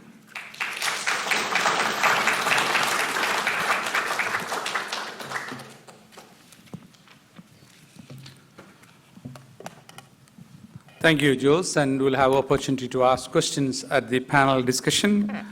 Our next speaker is Sally Dian. Sally could not attend in person as she is based in Indonesia. However, she has generously recorded her presentation for us all. Sally is a Senior Trade and Investment Commissioner for Indonesia, based in Jakarta. In this role, Sally is responsible for leading an experienced Australian-based and locally engaged team to promote and facilitate trade, investment, education, tourism ties between Australia and Indonesia. Prior to taking up her posting in Jakarta, Sally held a number of senior roles in Australia, including the International Liaison, Human Resources, Government Relations, Corporate Policy, and Ministerial and Parliamentary Service. Sally holds degrees in Economics and Science from Australian National University, Canberra. Today, Sally will be exploring the global agriculture marketplace, focusing especially on Indonesia. Good afternoon, everyone. My name is Sally Dean, and I'm Austrade Senior Trade and Investment Commissioner based here in the Australian Embassy in Jakarta. Thank you to the University of Western Australia's Institute of Agriculture for the opportunity to address today's industry forum. So for my presentation today, I've been asked to cover three things: where Australia is in terms of its agricultural relationship with Indonesia, where the relationship is heading, and finally some thoughts on what industry can be thinking about now in terms of enhancing engagement with our nearest neighbour. So to start with where we are now, I wanted to start with a few quick facts, many of which will be known to and familiar to many of you. So firstly, Indonesia has a large and youthful population and a rapidly rising middle class. Indonesia is already the largest economy in ASEAN and by many predictions is on track to become a top 4 economy by 2040. Australia has a bilateral FTA with Indonesia, which entered into force in July 2020. And whilst a number of Australian businesses are already engaged in the market, given the size of the market here and the proximity to Australia, our economic engagement with Indonesia is often described as being underdone. So what do we trade with Indonesia? Well, Australian exports to Indonesia are dominated by agricultural products as well as iron ore and other key commodities. Education-related travel dominates our services exports, but of course, with the pandemic and the closure of Australia's borders, these were heavily impacted. In terms of key agricultural exports to Indonesia, beef products dominate, but we are also seeing increases in other commodities such as table grapes, cheese and wine. Worth noting that Indonesia remains Australia's largest market for wheat, our third largest market for dairy, and a valuable market for both Australian fruit and beef. Turning now to Indonesian exports to Australia, the key products are crude petroleum and manufactured goods. Prior to the pandemic, Indonesia's services exports were dominated by Australian tourists in Indonesia, which is why you don't see tourism featuring in this data.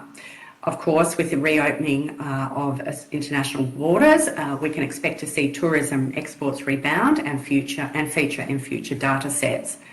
In terms of Indonesia's key agriculture exports to Australia, they include coffee, fish and seafood products, and cashew nuts. Of course, one of the most significant developments underpinning Australia's and Indonesia's economic relationship was the successful entry into force of the Indonesia-Australia Comprehensive Economic Partnership Agreement, or IA-CEPA as it is often commonly referred to. Whilst IA-CEPA delivered outcomes across a range of sectors, it did deliver a number of notable outcomes across agricultural products, which are listed on this slide. I don't intend to go through them, but if for those that are interested in digging into the detail, you can find additional information on the agreement through the Department of Foreign Affairs and Trade website. In the next few slides, I want to touch on current trends in the market, Australia's positioning, and finally, government settings. So firstly, on current trends, the most notable relate to the fact that Indonesia is a rapidly modernising economy with a rising middle class. And with that comes rising interest in pursuing healthier lifestyle options. Whilst this trend was already well underway prior to the pandemic, it certainly has accelerated during the pandemic, and we don't anticipate that this trend will diminish anytime soon. The other notable trend is the blistering speed at which people across the region, including in Indonesia, are coming into the digital economy and how that is changing consumer behaviour.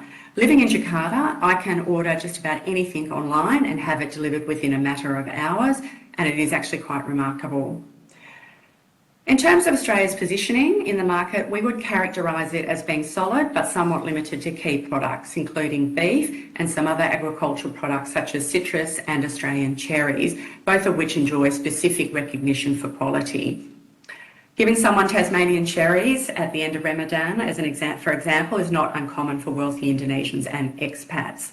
The other points to note include that the competitive landscape across food and ag products is fierce, and there is an ever-present buy local sentiment, which has been increasing in recent times. Lastly, regulations and government settings remain dynamic and is not uncommon for changes to be implemented at short notice. The recent snap ban on palm oil exports being a case in point. Food security remains a key priority for the Indonesian government, and the pandemic and emerging inflationary pressures are likely to bring supply and pricing into even sharper focus. And finally, for most food and ag products, the regulatory requirements for export can be complex and lengthy, and in some cases can only be done by a local importer, so long-term planning is needed as part of any market entry strategy. So turning now to where we are heading, it's worth digging a bit deeper into the narrative around Indonesia's growing middle class. So this slide shows the number of middle-income households for Australia and a number of Southeast Asian countries. For the purposes of this slide and the next, disposable income refers to gross income minus social security contributions and income taxes. And what you can see on this slide is that whilst Indonesia currently has a significant number of households with disposable incomes of around USD 15,000, the number of households with disposable income of 25,000 or more drops off dramatically. And when you get to households with more than 45,000 of disposable income, the number of households in Indonesia in this category is below Singapore and Malaysia, both of which have much smaller populations. Perhaps of more interest is the forecast of middle-income households in Indonesia by 2040. And what you can see here is that by 2040, it is forecast that Indonesia will have by far and away the most households across the region with disposable incomes of 15,000 and 25,000 US dollars, and as many households as Australia with a disposable income of 35,000 US dollars. Of course, the so what here is that the stats support the narrative that Indonesia's middle class is rising rapidly, and with that comes increasing demand for high quality premium products. So diving a little bit deeper into those products, you can see here from this slide that demand for products such as wheat, dairy and beef, as well as fruit and vegetables, particularly those that cannot be easily produced in Indonesia, are all forecast to rise significantly between now and 2050. So the opportunity is big, but challenges remain. So cold storage and logistics over long haul remains challenging, although it is improving rapidly. The number of Indonesian farmers who are smallholders, which is estimated at around 30 million, makes agriculture really important for the Indonesian government. And what this does is it heavily influences agriculture policy, including those around self-sufficiency and protecting local agriculture jobs and welfare. There's also a focus in this market on stabilising prices for key commodities for mass consumers. I've already mentioned the palm oil export ban as a case in point. There's also some restrictions on foreign ownership and quotas for imports, and the technical measures and requirements for imports can often be complex, and they can require documentation, sanitary and phytosanitary measures, as well as pre-shipment inspections. And finally, just to reiterate the point, the landscape for imported products as well as partnerships remains highly competitive. So the last part of my presentation is around what industry can do now to start to assess the opportunity and prepare for engagement in the Indonesian market. Well, the first thing to know is that all businesses can access and use the recently released Nation brand and the vast array of support assets that were released as part of the launch to help position Australia and your product. The images on this slide are from recent campaigns we ran in the market promoting Australia as a trusted supplier of beef. You can also work with us on trade promotion and marketing. Again, here are some images of recent campaigns that we have run here. You should try and stay up to date on trends, particularly given Indonesian shoppers and consumers are more likely to purchase something after seeing a celebrity or influencer promoting a product. To give you a recent example, there was a 500% growth in the sales of celery here in Indonesia following a video blog by a prominent Indonesian public figure who went on a week-long celery juice challenge following a world trend initiated by an American health practitioner, Anthony William. You should understand the competitive landscape and the channels to market. So high-end supermarkets are rapidly growing here, but wet markets and convenience stores remain dominant. The food service sector is diverse, ranges from high-end to street stalls, and with increasing Western options, but also vast numbers of Indonesian and Asian options are also available. Demand for premium products is growing, and the pandemic has driven a resurgence in home baking and sales through digital channels. And halal remains critical and will become more so as the certification system is gradually implemented starting from late 2024. Be alert to opportunities for trade and investment partnerships. So Australia already supplies many key agricultural products to Indonesia, but there are opportunities to participate across the agriculture value chain, including from training young farmers through to engaging in technological partnerships and technology transfer. Get involved, you can get involved, and that includes through visiting the market, and if the opportunity arises to participate in a project, including those supported by Catalyst, which is the Economic Cooperation Program supporting implementation of IACPA, we would encourage you to do that. And finally, access resources that are available to you. There's a number of resources through the Department of Foreign Affairs and Trade, through the Department of Agriculture, and also through Austrade. So we're here to help, so please reach out when you're ready. And on that note, I'll finish, and thank you again very much for the opportunity to address the group today.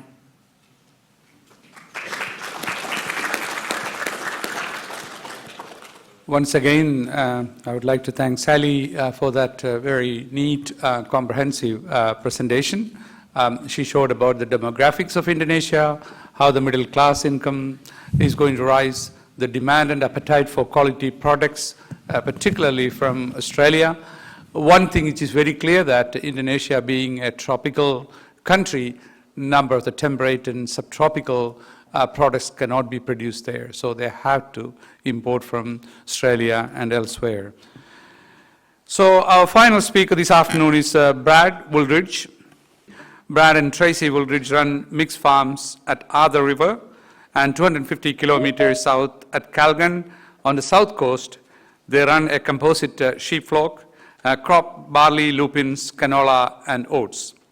For 30 years, they have hosted on-farm trials, and the farm has been an open book to researchers for analysis and the running of many trials. 22 years ago, they introduced the idea of measuring pasture growth and production by satellite imagery and modeling, which you all are familiar, which allowed them to benchmark productivity against potential productivity. For 2 decades, they have presented on how to manage climate variability by quantifying historical seasonal variation of pasture performance and using this predict 6 months ahead the likely season outcome and demonstrate how to vary stocking rate to match the season's predicted potential. Their journey has been made possible with guidance from DPIRD or DAFWA before, CSIRO, Landgate, MLA, Meat and Livestock Australia, the University of New England, and Central Queensland University. Please welcome Brad.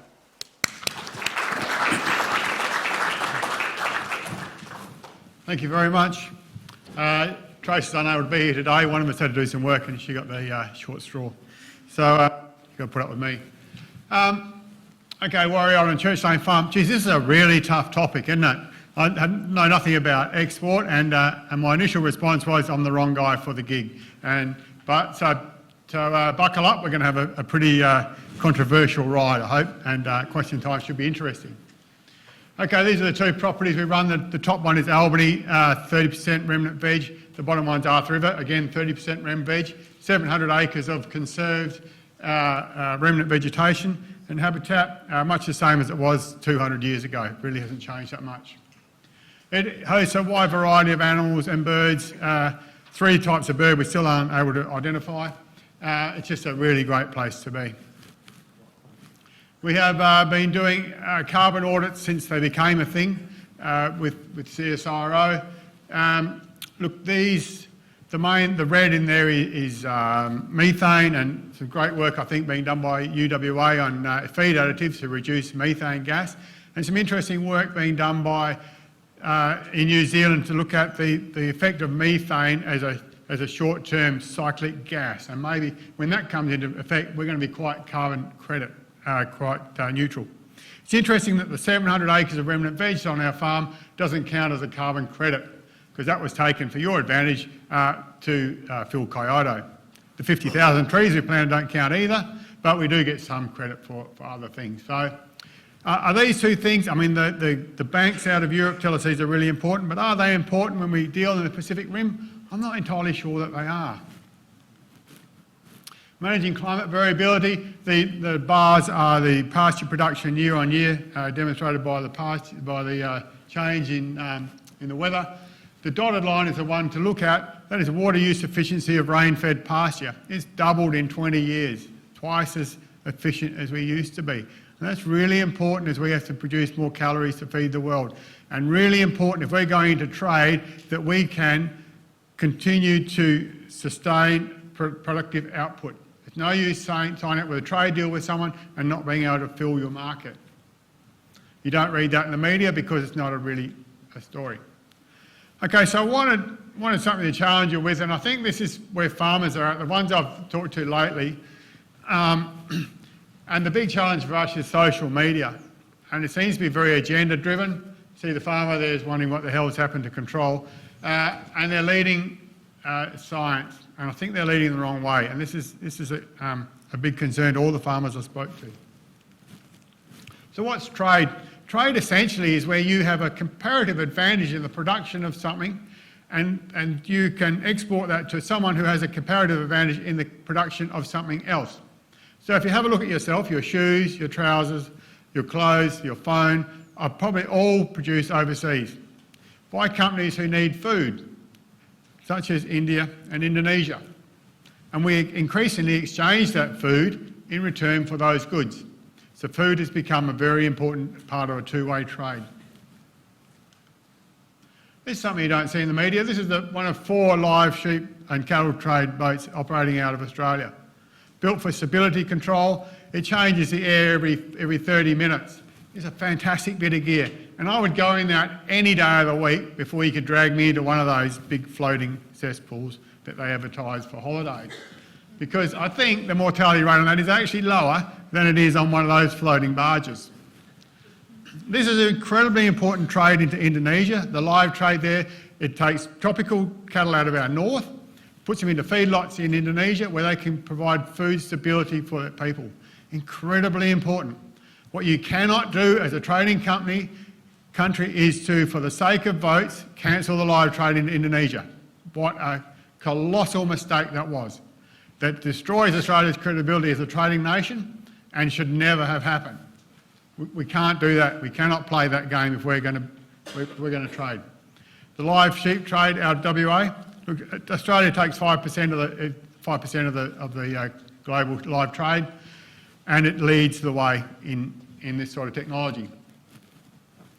it's incredibly important to us in the way that we manage our livestock and our numbers in seasonal fluctuation, because it's the only way we can turn livestock numbers off. And increasingly, this trade is becoming linked to other trade.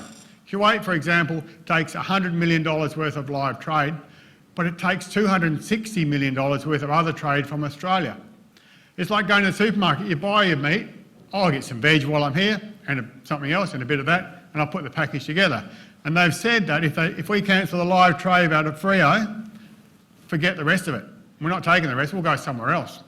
And suddenly, it starts to affect the consumer, because at the moment, and we talked about the efficiency of volume, we have fantastic production systems, export through to other countries, and the domestic market buys wholesale off that. And you are able to access, or the retailers who sell to you can access at a very reasonable price. Whether you pay more or not is up to you. Once we destroy that, your food security starts to fall away and you pay a lot more. 6 or 7 years ago, look, I must have mug written on me somewhere, I was asked to go to Melbourne to a launch of something, and I wasn't told till I got there. And it was the launch of what was called a sustainable agricultural policy for Australian farmers. And this disturbed me a great deal. And it was relaunch of Mollinson's permaculture, and it was seen as the way forward for agriculture. And these guys were advising ministers. Mollinson didn't work when it first came out, and it certainly doesn't work now. So when I came back, I got the opportunity to set up a trial on a property that had worked on the 5 basic fundamentals of regen for 60 years. And I couldn't get universities, industry or the department to be part of it. I must please add in there UWA, because UWA did play a part in this, and a very important part of it. And your sponsor, CSBP. So we set up this trial with these people. We put half of it was a high rate of lime, 12 tonne. We put different rates of fertiliser across, and we cross-sowed it with different types of annuals and perennial pastures. 260 plots, including replicates. And I want to know when we touch it. At the top corner there, UWA looking at estrogenic clover. This is the control after 60 years of regen. Most of it is undigestible. The clover, thanks to Kevin Foster's explanation, is so high in estrogen due to the low fertility that it's killing cattle. And this clover is endemic and unkillable. After 6 months of seed and fertiliser, that's what we're looking at. This is a colossal improvement. The new seed and fertiliser on the regen died. The phosphate levels were so low that the grass wouldn't grow. It was incredible to see. And looking at the numbers, the regen on the left at 1.5 tonnes of biomass, and the full-on ag, just lime and basic phosphate and nutrients, 9 tonnes. Had we the funding to go again, we would have gone to 18 tonnes. Now please take a lot of notice of this, because if we follow Sri Lanka's lead and go organic, very soon we're going to go from 18 tonnes down to 1.5 tonne really quickly, and we won't have volume to export. That will impact on you, on the cost of your food, the clothing you can get, the phone in your pocket, a whole lot of it. And why do farmers put these inputs in? Because the cost per unit of production is less when you produce more. It's a more efficient use of your land. And if we're going to export, we have to be as efficient as we can. There you go. Thanks to Nathan Dovey from Australian Coast for putting it together. I guess if you're reading the media, regens, just remember what impact it had. It gets a lot of talk about ground cover, and we're talking earlier about the fact that most farmers actually do regen anyway, just that we don't go the full hog. And they talk about ground cover, which we do, but it came across this idea of soil carbon 7 years ago before it came into fashion. And what you see on the top is that brown is actually dead plant material that's just died and fallen on top. And there's insufficient nutrient there for the biology to break it down. Underneath, the pH is so low, the aluminium is so high that the roots can't access the moisture underneath. And so a really high rainfall, highly productive land becomes completely useless. And that's what we've got ahead of us if we follow this. Right, so the way I'm going to deal with this is I want a scenario between you and me, and this is real stuff. I would like you all to think of your 3 nearest and dearest, okay? And they're at the dinner table with you. Our farming setup will provide 3 meals a day for you and your dearest every day of the year. I'm quite proud of that. We'll also supply, for each of you, every day, a 6-pack of beer. Enough barley to do that. It's looking good, eh? Enough fibre for 5 sets of clothes. And in the next 20 years, we have to produce enough calories for you to invite 2 more people to the table. And I think we can do that. I think we can do that quite easily as an export nation. What we can't do, if we have governments that bring in policies like Canada and Holland and a few other places, you will have to lose 2 of your nearest and dearest. They'll be dead to you. In fact, they'll be dead altogether because there's no food for them. So it's just you and a mate. That's if we're not allowed to keep progressing with research. I'm going to throw a wild card in now because next week our farm goes on the market. True story, after 65 years we're selling up one of the properties. Now, you've been buying, when you've been paying for things, you've been paying with carbon credits because it makes you feel good, and that these people are not going to reduce their emissions, but they're going to plant something to offset their emissions because carbon's got a value now. The trouble is they've now got a slush fund of money, and it's quite possible that they're going to buy our farm and put a monoculture on it. And guess what? You haven't got any food.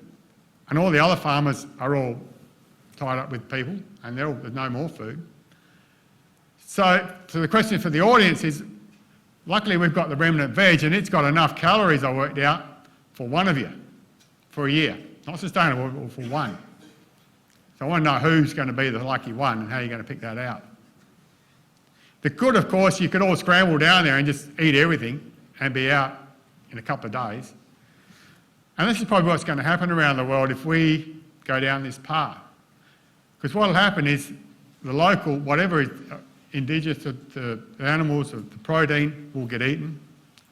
And more than likely, the 1,000 acres of productive country in Australia that's planted to trees will lose 1,000 acres of rainforest to try and grow food.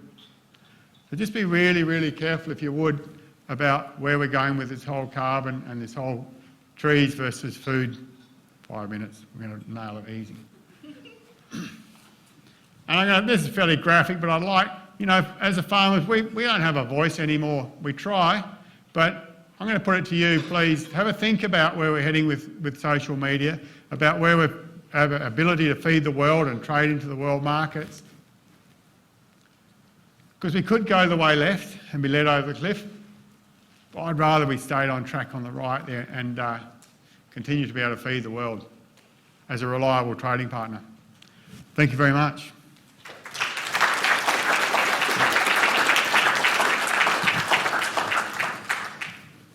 Thank you, Brad. Again, different views about his historical development of his farm, region agriculture, the pasture productivity improvement, the carbon crediting scheme, and his views are strong and coming from his experience. And of course, there will be questions later on. Now, it is now time for the most anticipated part of our annual forum, the audience questions and panel discussion. I ask all of our presenters to please return to the stage while Rosanna works to bring speakers Deepak and Sally up on the screen. So Jules and Brad, unfortunately, Stephen is not here. We are extremely fortunate to be joined by Australian Broadcasting Corporation National Regional Reporter, Eliza Borrello, who will be facilitating our panel discussion today. Eliza began her reporting career as a cadet at the Broome Advertiser and now been with ABC for 15 years, including 5 years stint as a political reporter in Canberra. Before the Western Australian border closed, she had been doing some international work for ABC, including covering the pro-democracy protests in Hong Kong. But as the granddaughter of an Italian market gardeners, Eliza says she is happiest traveling around Western Australia, meeting rural people and being trusted to tell their stories. Please join me in welcoming Eliza.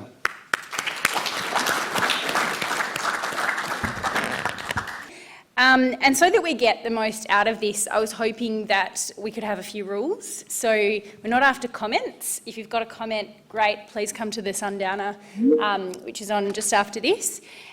If you do have a question, for you to introduce yourself and tell us who it's directed at.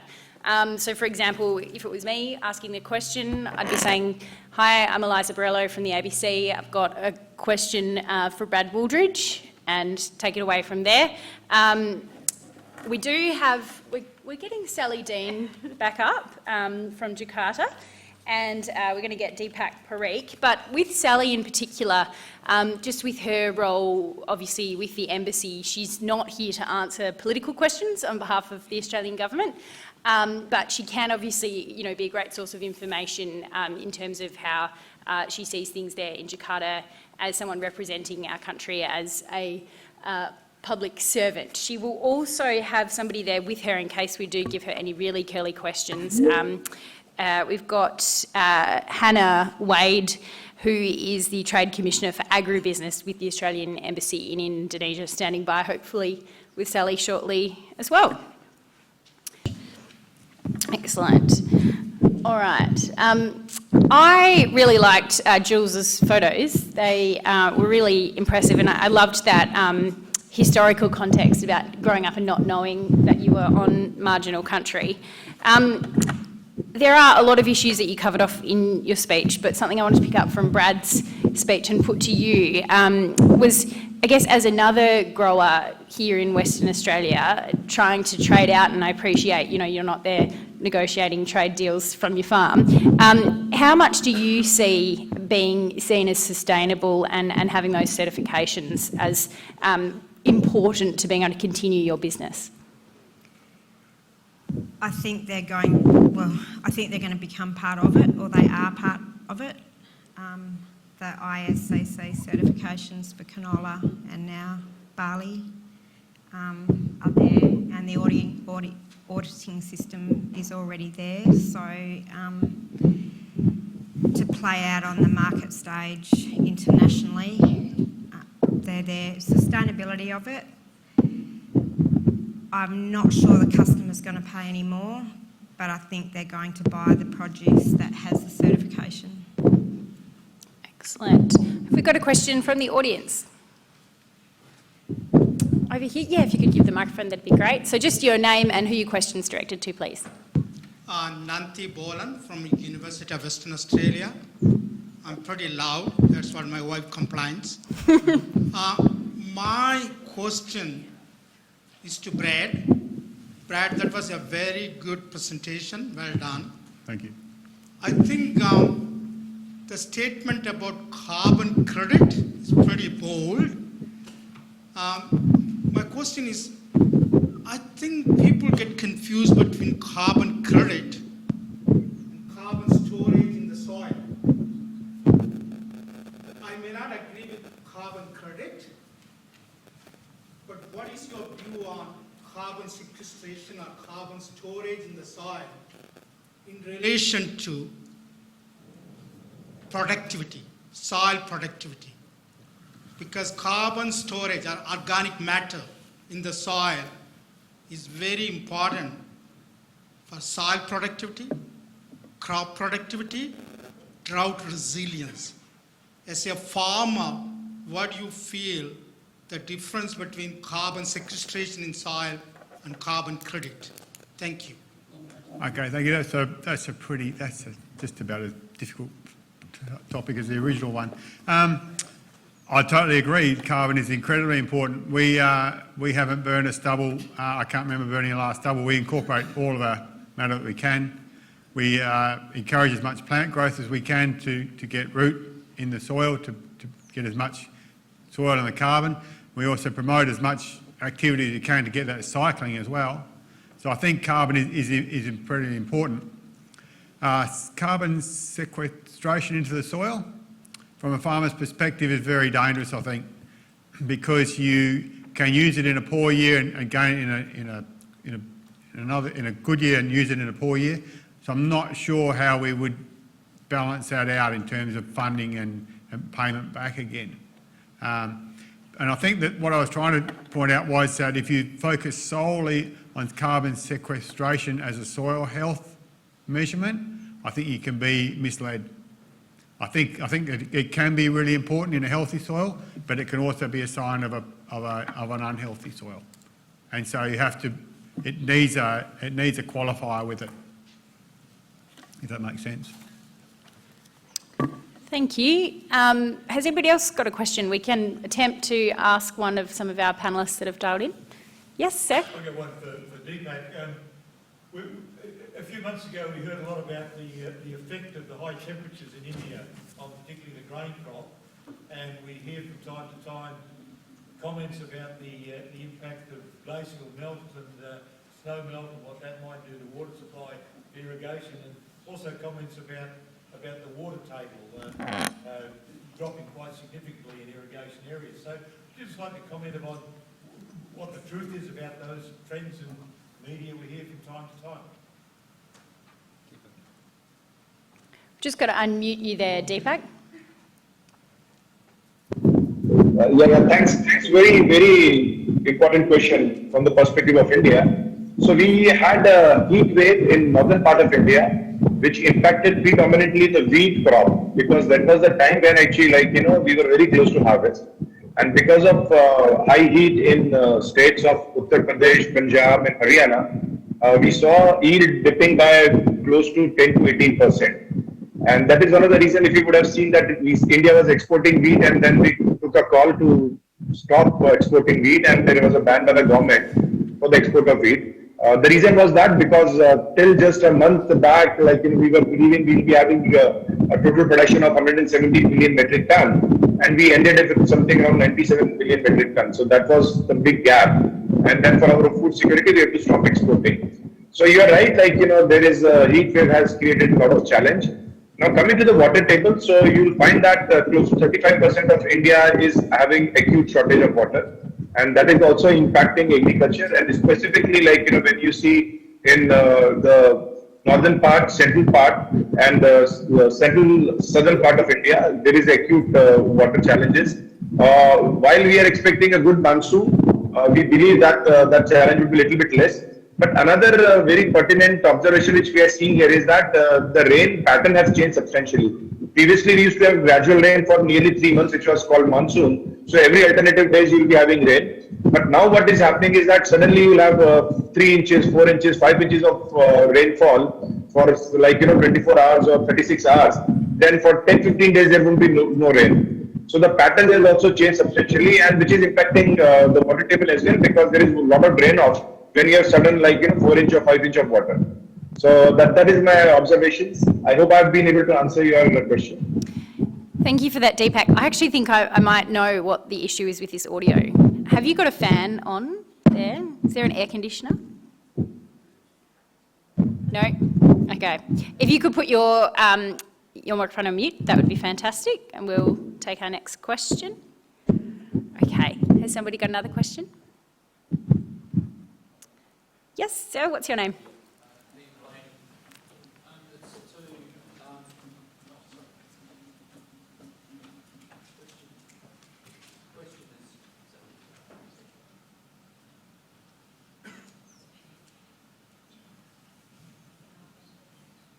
I'll have to just try and speak loudly.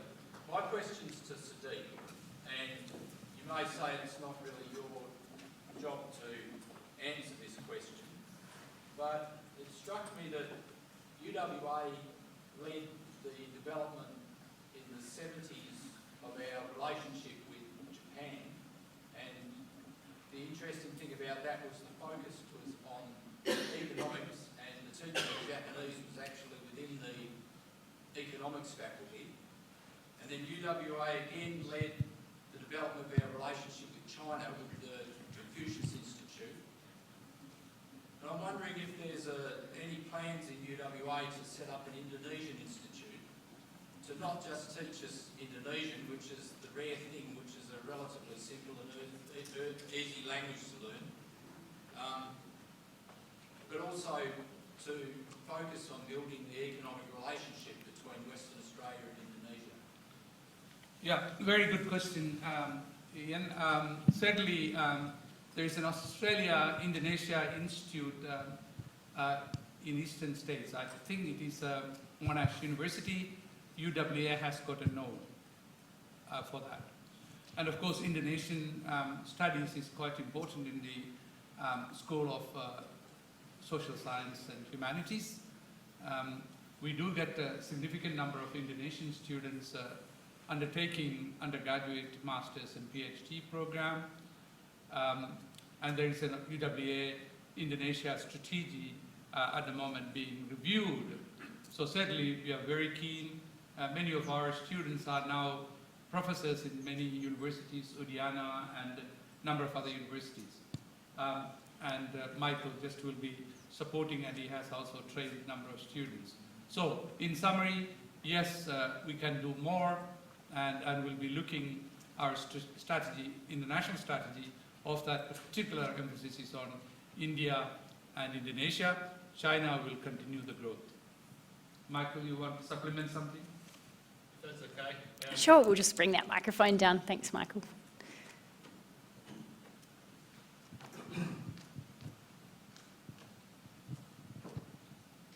Thank you. And I would just like to follow a subsequent question, perhaps, Sadiq. Up to 2016, I believe, the Endeavour and AusAid programs facilitated a lot of exchange and I think a lot of good collaboration on behalf of industry as well as science through supporting fellowships and student PhDs and such. That's now gone.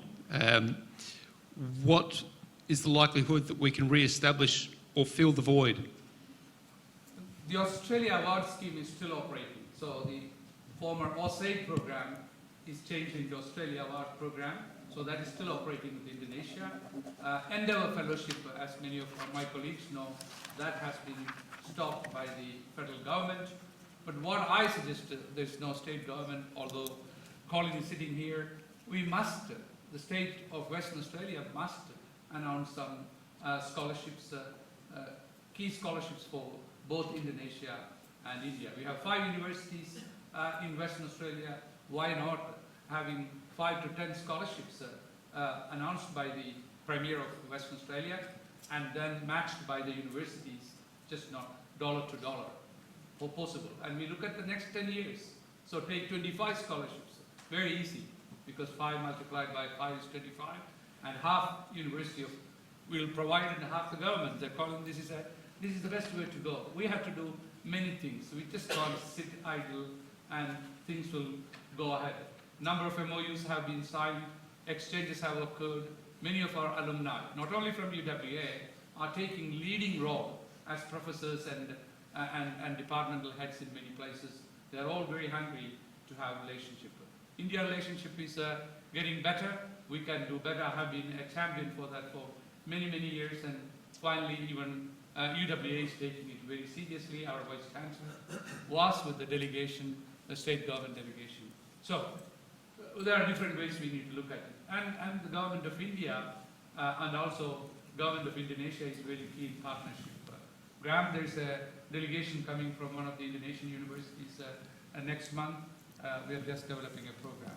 Yeah. Thanks, Professor Sadiq. I've got another question at the top. If you could say your name and who your question's to, please, sir. My name's Philip Gardner. I'm farmer at Mora. Philip Gardner, I'm a farmer at Mora. My question probably is to Sally Dean, I think, and to Kadambo. Sure, I'm going to repeat Sally's questions to her, just so she can hear them clearly, and your other question is to Professor Sadiq, is that right? Well, I was going to have one. I've got two. Do have 2 questions, but really, they both have an input into Sure, it. sure. Because my question concerns the relationship we get from having a trade agreement, but it's more what are the catalytic elements which can make things happen to help fulfil what's been negotiated successfully in those trade agreements. It's Okay. very easy to have associations, as Kadambo, I think, has mentioned, and it's also very good to have educational transfers of knowledge and students and all that kind of thing. But what's going through my mind, for example, is I think India is, I know it's a major wool processor, but there is a difficulty with the placement of the refuse from scouring the wool, for example, whereas here in Western Australia, we can easily scour the wool and with the refuse do like we do with biosolids and make it into fertiliser for farms. But it needs the catalyst to kind of identify the opportunity for capital to get involved, to actually realise some of those things which I am sure are plentiful across India, Indonesia, Malaysia, etc. That's the first question. Okay. Sally and Hannah, would you like me to repeat that for you? Yeah, that would be good. We caught parts of it, and I just want to check, can you hear us now? We can. Is the audience happy with the level from Jakarta? That's great. So essentially Philip Gardner is a Mora farmer these days, but he is a former politician here from Western Australia. His question is, so it's all good and well having trade agreements, but he says, what are the cataclysmic elements that need to happen to ensure those trade agreements are fulfilled? He gave the example in particular that India is a major wool producer and the refuse that comes from, I guess, scouring the wool isn't as easily used there, whereas here it's quite easily used for biodegradable, in a biodegradable way in terms of fertiliser. So I think perhaps take that first element of his question of what does it take to make sure our trade agreements actually enacted upon? Okay, great. Thanks very much, Eliza, and thanks to the for the question. It's a really good question, and it's actually something that we talk about a lot, and we talk about the fact that the existence of a free trade agreement is not enough. Of course, it provides the framework for lifting engagement, but it is absolutely not enough. And what a big part of the role that Austrade plays is to try and encourage businesses to use the free trade agreement, to work with us to identify opportunities in the market. And so it's absolutely not enough, and it's business engagement that actually is the thing that will lift the economic relationship. So some of the things that we're doing, I mean, obviously a really important element for us is the recent visit to Indonesia by the Prime Minister. So he came here within 2 weeks of being elected. He brought 3 ministers with him. He brought a very senior CEO delegation, and that was all about, I guess, presenting to the Indonesians how important this relationship is. And there was a lot of discussion around, the importance of business being a really strategic and important element of the relationship. So that was, I guess, one of the most early things that's happening. But of course, we've been working on raising awareness about the free trade agreement with Indonesia that came into force in July 2020, and of course that was in the middle in the middle of that first year of the pandemic when borders were closed for everywhere. And so a lot of our advocacy for the first 6 months was around raising awareness of the agreement and the different sectors. And since then, we've been working with we've worked closely with the Department of Foreign Affairs and Trade and Industry to develop a blueprint. Some of you may have seen that document. It was released last year in September during the visit by the former Trade Minister to Indonesia. He released the blueprint. It's a document that's designed to highlight to Australian business where the opportunities are across some key sectors. And so, and some of you may have participated in recent events hosted by the Australia-Indonesia Business Council, that have been held all around Australia over the last 6 to 8 weeks. And those sessions have been, again, to talk about the opportunities identified in the blueprint and really, I guess, encourage business to take a fresh look at Indonesia because, you know, we think now is the right time. And I think the other thing worth noting is that one of the announcements out of the recent visit from the Prime Minister was to try and encourage further Australian investment in Indonesia. That is an area that Indonesia is obviously very keen to see, greater investment from Australia. And as a result of that, at the end of August, we will be hosting a visit to Indonesia by a very senior delegation of Australia's super funds that are really coming here to have you know, some discussions with Indonesia about what are the opportunities for Australian investment here. So yeah, I guess there's you know, our job also I guess is really to connect people, connect business, to work with them and to look for opportunities to utilise the FTA to increase their engagement. Hannah, I don't know if you wanted to add anything to that. You've said it very well, Sally, but happy to answer any follow-up questions, of course. That's great. And Philip, did I misunderstand, was the second part of your question for somebody else, or was it for the ladies in Jakarta? Sorry, the second part of my question is a totally different question. Okay, now I'm understanding, sorry. So really to Brad. Thanks for that. Okay, Brad, this is to Brad. Have you researched rigorously the data relating to organic carbon from the point of view of agricultural production? I'm not worried about the carbon sequestration directly, because that's, I think, an additional possibility which is an advantage.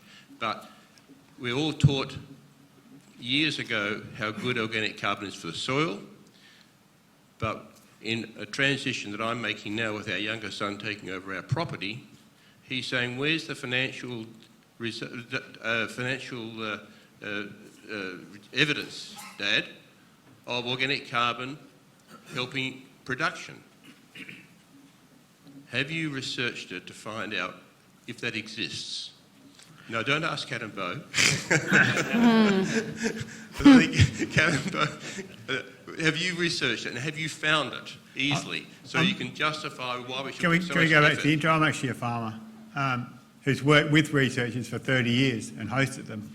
And organic carbon is not one of those that has come up in that 30 years. So technically, no, I haven't, because I don't do any research. Look, I think organic carbon is very important.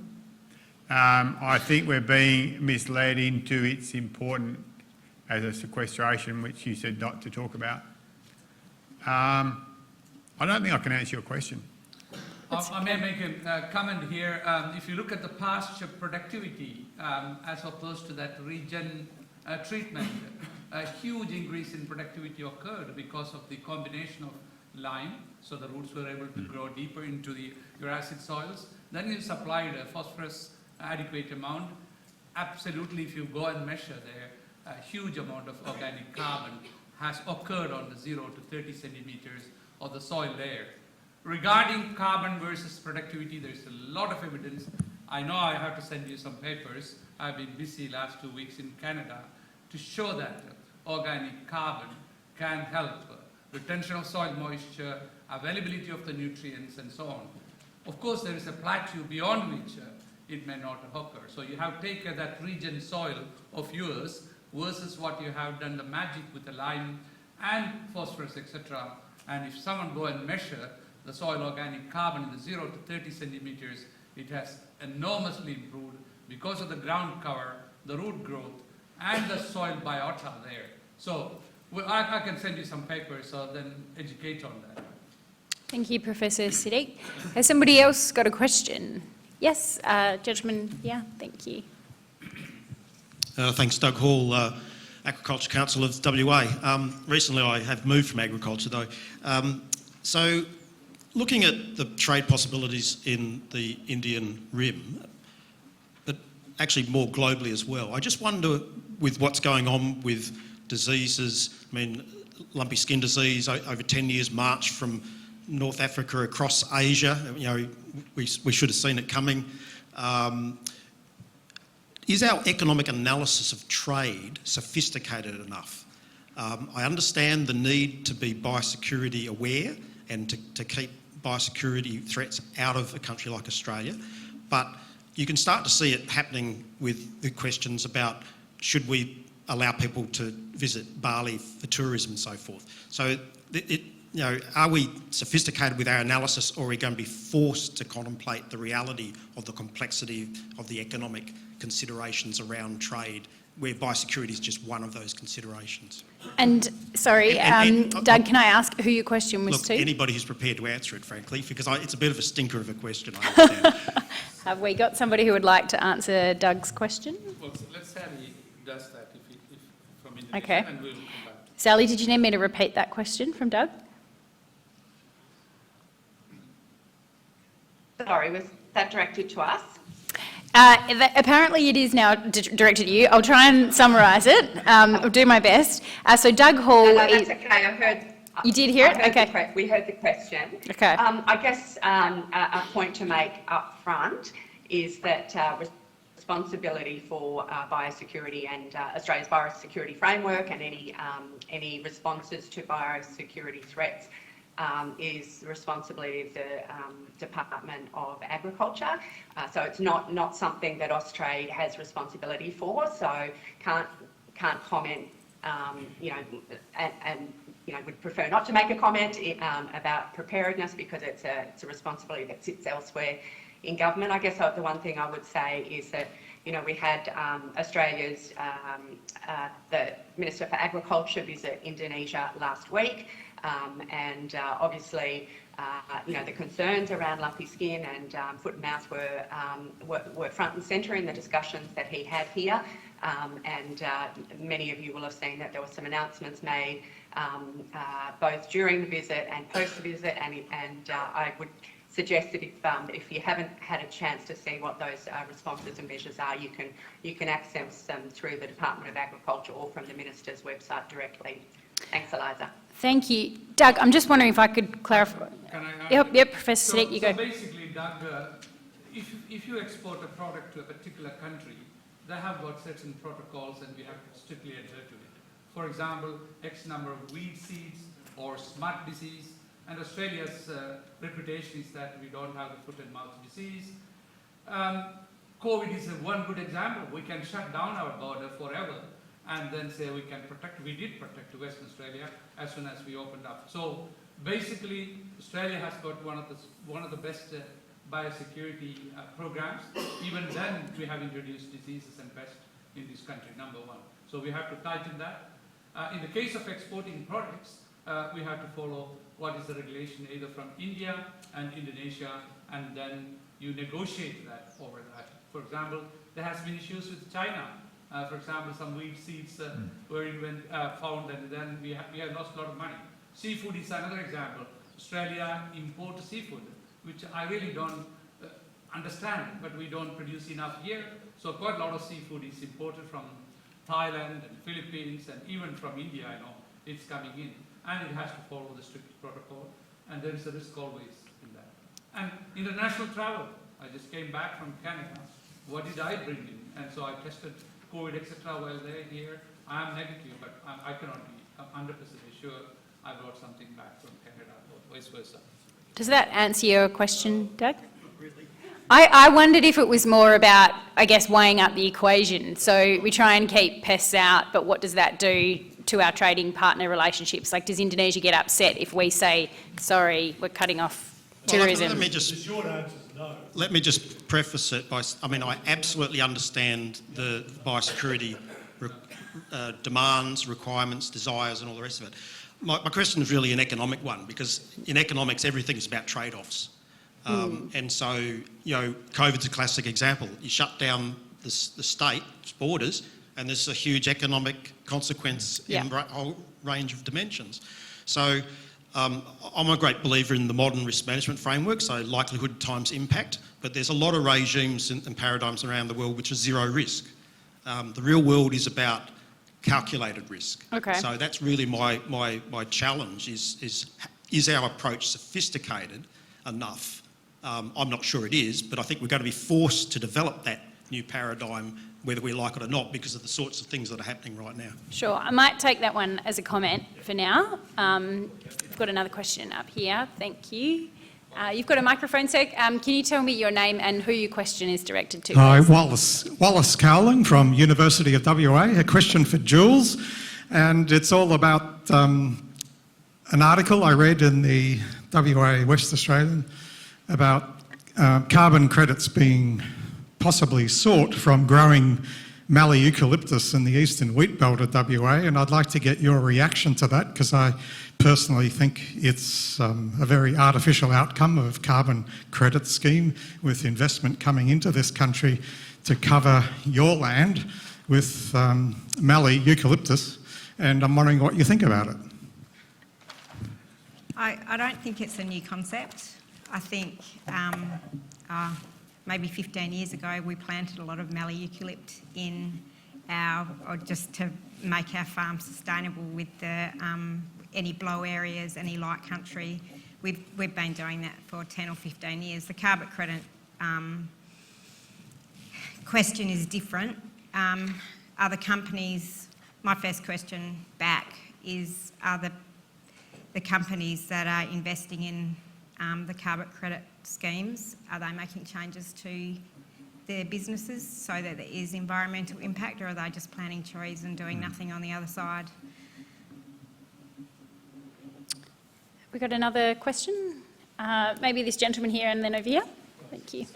Oh, you do have a very loud voice, but I might just wait for the microphone if that's okay. Thank you. Graham Robertson, and I'm retired, I think. Who's your question to, Graham?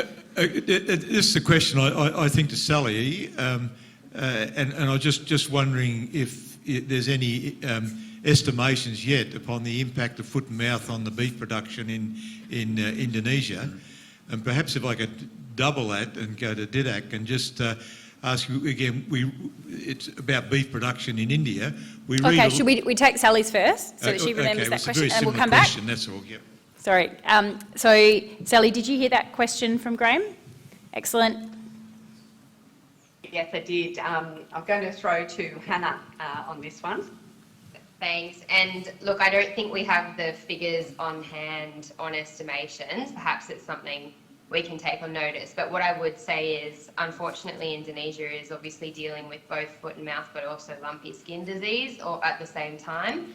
And so there is very clear impacts, not just on, I guess, meat productivity, but in particular the dairy herd in Indonesia. And they have been for a number of years looking to build up that herd and increase their domestic production as milk and products become more and more popular. So there is a lot of concern around the impact on the productivity of dairy cattle and that milk production. So not just, I guess it's not just on the meat side and the usage of meat, but it's also on that long-term productivity of some animals that they've actually, bought very, very good genetic stock, often from Australia, and invested quite heavily in those animals. So there is a lot of concern, but perhaps on the figures themselves, that's something possibly our colleagues at the Department of Agriculture may have, so we can see if there's something out there to give the question on. Okay, thank you. So there may be a renewed market or market again for dairy cows back into Indonesia to replace that herd. Just a few years ago, India was a very major competitor for Australia in Indonesia with beef production. It's a very large beef producer. And I was just wondering what is actually happening. Again, we hear about the government's attitude towards animal slaughter, etc. What's that likely to do in the medium term to the beef production in Indonesia? From India. So this is for Deepak. Deepak, Are please, you okay to answer that, Deepak? Yeah, sure. Can you repeat the question? I heard it with little Sorry, bit of... India's been a major beef producer and a big competitor of Australia into Indonesia in particular over the years. We're reading a lot about the views of the Indian government and some of the state governments in particular to slaughter of animals, slaughter of buffaloes and cows. That's. I was just wondering, what's that going to do to the beef production out of India? Yeah, so actually, this is a little bit of a challenging topic to even talk about at any international forum, because in India, cow is not just seen as a yummy dish; it is also seen as a mother, right? So you have those challenges where actually some of the state, while a majority of state in India they have banned the complete slaughter of cow, still bulls and buffaloes they are slaughtered. But again, there are challenges. So I would say that. Things are not going to improve further. India is not very keen. It looks offset that to increase the production of beef for sure going forward. So you might only find the reduction, not at least increase. Thank you. And the gentleman here in the blue jacket, yep. You had a question, sorry, next to Graham? No? Yes? Yes, my name is Rod Birch. I own a grain farming business at Karoo. I don't own any livestock, so I'm just going to keep this focused on grains, but my question is mostly to Sally and to Deepak. Our grains industry here has been probably featured, or the art form of businesses being able to grow is embracing technology. We're a high-tech business. We use really fast-moving technology in engineering, digital technology, stewardship with, and particularly origin of product, being able to identify QA and QC systems, traceability, so on. So that's just the background. So when we're looking for trade opportunities into India and Indonesia, how, and Sally, you probably highlighted in some of your slides showing up to 15,000 and the growing income to 35 plus or whatever, and that proportion of the population increasing their spending power.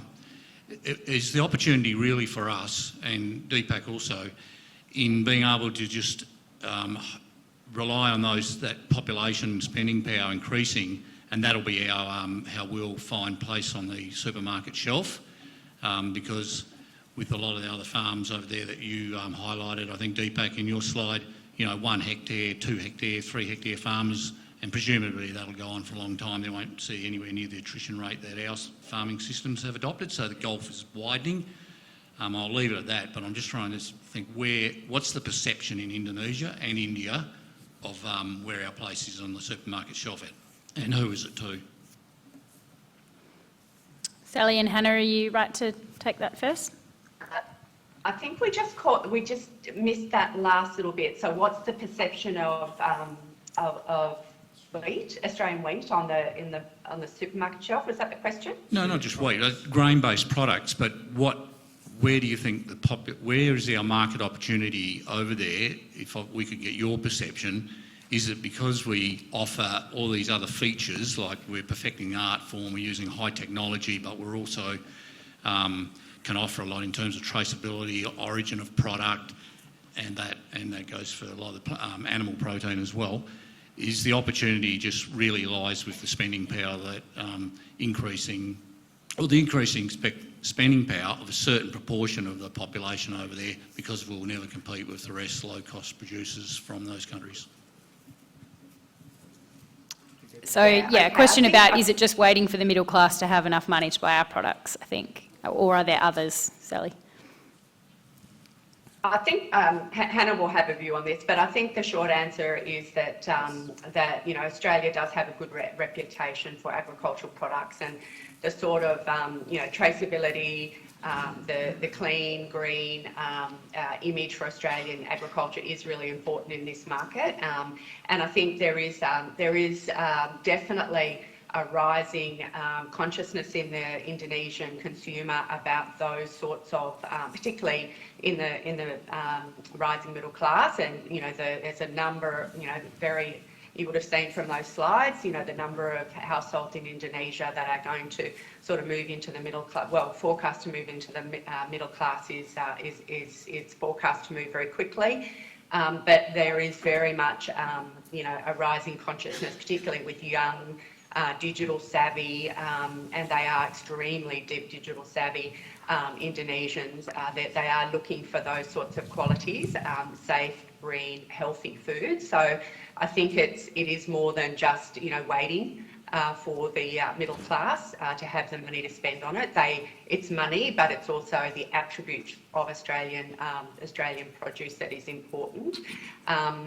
Hannah, I don't know if you want to add to that. Yeah, I might just add a point just on I guess pricing as well. I mean, so yes, our reputation precedes us in many ways, which is excellent, and we see that to the level of even in like oats. If you buy it, there are some that clearly market themselves as Australian oats, even if they were repackaged in Indonesia. So there are brands that are leveraging that Australian reputation to sell their product, even if they're an Indonesian company doing that. I would say though, there is still a lot of price sensitivity, and that could be because in some of the bigger bulk, when we're talking the bulk trading of grains and wheat in particular, a lot of that is still going into very, very large scale manufacturing, and obviously price is a point that is always on the minds of those large purchasers. So I think as much as they know the quality, and when we speak to them, those purchasers are really aware of the quality. They like Australian wheat, they want to buy it, but if it's too expensive, they will look for other options because they have to meet their own margins, especially in that manufacturing sector. And I think, in fact, I'll make a similar analogy on the question previously on beef. In some ways, we don't see the Indian buffalo as a direct competitor because it's a different market. They're coming in at a lower price point for the most part, and they're covering a section of the market that, in fact, at the moment, there's so much demand for beef here in Indonesia, and the Australian prices are high that, in fact, it's almost like they need from other locations as well.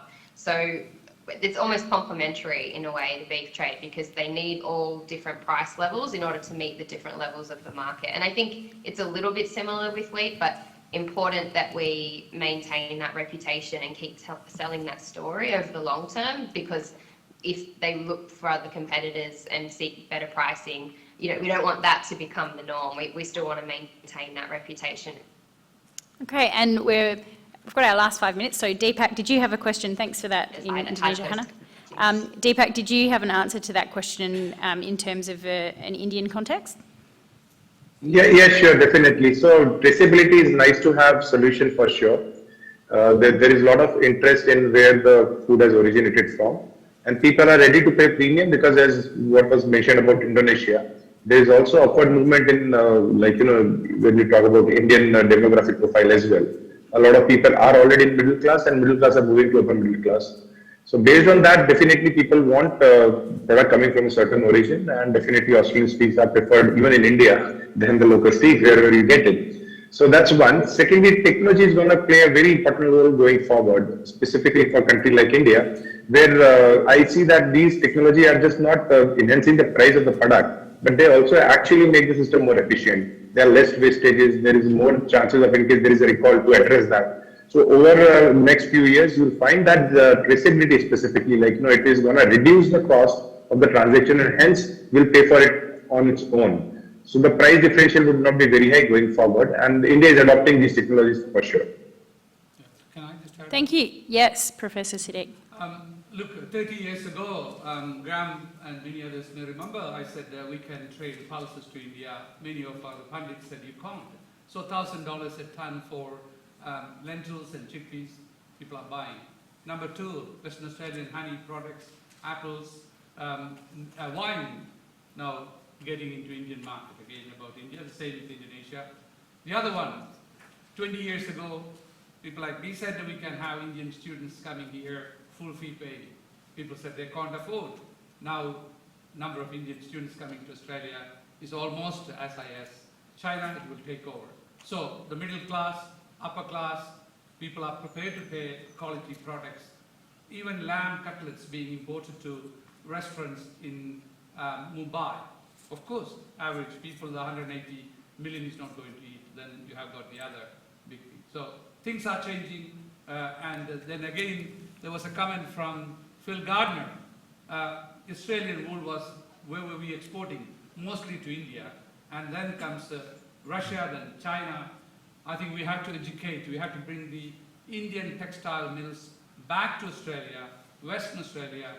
Government may facilitate, but the industry has to take, and then develop a strategic partnership relationship. People are prepared to invest, not just coming and buying our products. So I'll stop there. Thank you. Do we have time for one more, Rosanna? One more. Has anybody got a burning question for any of our fantastic panellists before we head to the sundowner? No? Yes? It's the highest bidder. Thank you. Largest bidder, more likely. My name is Alan Fisher. I am somewhat retired from the agricultural mechanisation sector. However, while I've been straining at the leash to comment on carbon and sequestration and all the rest, I'll leave that aside because this morning on the way here I saw a quick headline saying that a fragment of FMD had been discovered in Melbourne. And others may have seen that. I didn't have time to look into the detail of it, but that scared the daylights out of me, and I thought it would be a hot subject today. Given that the focus is on Indonesia and India, it makes me wonder about Philip Gardner's question, where we get a trade agreement going. What comes behind that? Is it just a matter of one neighbour being polite to the other and being respectful and expecting things to happen, or do you actually put some flesh and bones into that? And it seems to me we have a glorious opportunity with FMD in Indonesia to put some weight behind our intentions through trade agreements and efforts to increase trade by saying, like a neighbour would say to his over-the-fence neighbour, you've got a problem with FMD. I'm sorry to hear that.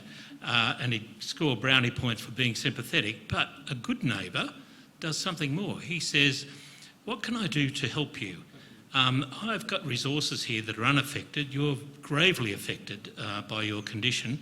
Perhaps we can help each other, and then down the track, perhaps you can help me back in some other way. So there's a quid pro quo in it. I'm just wondering whether some of the policy that's being formed on the run to answer this question might incorporate basic human philosophies like that, as we know them to be true in Australia. Thanks, Alan. I assume that question's for Sally and Hannah in Jakarta. Were you guys able to catch all of that question? I think we caught enough of it, and I think the essence of the question was, what can Australia do to support Indonesia in its response, and how, the support that Australia can offer can, bolster and help to build the bilateral relationship. And I think it's an excellent question, and it really, I guess, is part of why Australia has responded in the way that it has to both the lumpy skin disease outbreak and the foot and mouth disease. I won't go into the detail, but because you can find it on the Minister for Agriculture's releases. So he, since he was here last week, has made a number of announcements around helping and supporting Indonesia's response. But it is about sharing technical expertise. It's about supporting them through vaccines. It's about providing technical assistance, as well as responding on the Australian side to the biosecurity risk. So I think, the essence of the question, which is around, it's not just, our support for Indonesia and other countries in managing these sorts of issues. It also really contributes to building, the strength of the bilateral relationship. So I think, the sorts of responses we've seen over the last week are definitely built around that, around helping Indonesia, helping them strengthen their technical capability and response, but also, responding on the Australian side as well. Thank you very much. I think that's a wrap. I'll hand back to Professor Siddique. Thank you.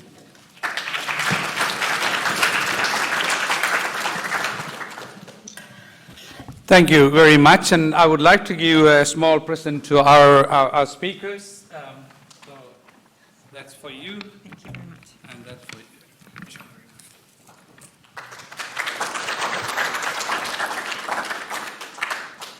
And also, thank you very much, Eliza. Well done, and you also have got a bottle of wine.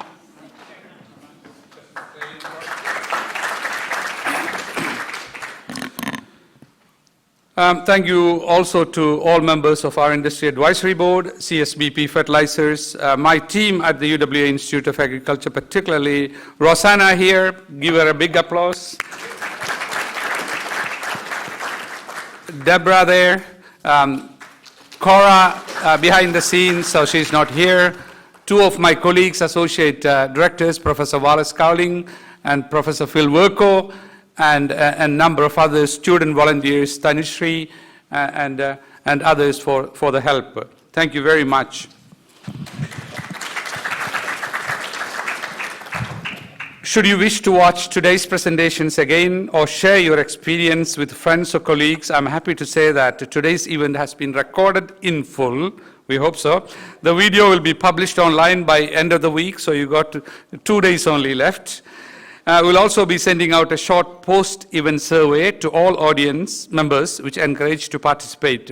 Particularly, the survey is your opportunity to suggest important topics for 2023, and we take it very seriously, and which is expected to be held in July next year. Finally, I would like to bring your attention some of our upcoming events. It's already up there. I invite you to scan the QR code on the screen to find out more and to register the attend.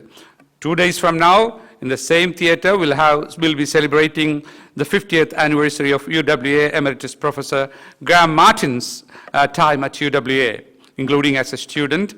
Professor Martin's colleagues and friends will trace his roots from growing up on a sheep and cereal farm to his time in Europe, and many decades of teaching and research in reproduction science, livestock science, agriculture science at UWA, establishing the clean, green, ethical management. We talked about that today very much for farm animals, the Future Farm 2050 project at our Pinjali farm, and many more. So hope you can join for the event.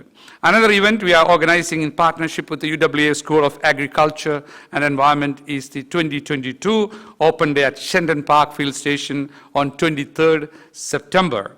This field station has served since agriculture industries of WA for more than 60 years and is home to dozens of active research projects, and we really protested that it cannot be sold, so hopefully the university will not sell that. Don't put that in records.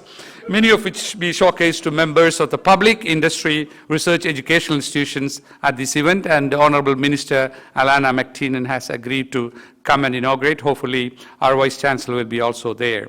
It's just not about agriculture, engineering, aquaculture, environmental science, and many, many more to see that. And we have also quite a lot of interest from high schools. Science students want to come and participate in that event. So the formal program has now closed, but the next part is equally important. I invite you all to join me for some refreshments outside on the terrace. We will open this door. If you have any further questions you would like to ask our panel or want to discuss today's forum over a drink and nibbles, I urge you to join. Thank you very much again.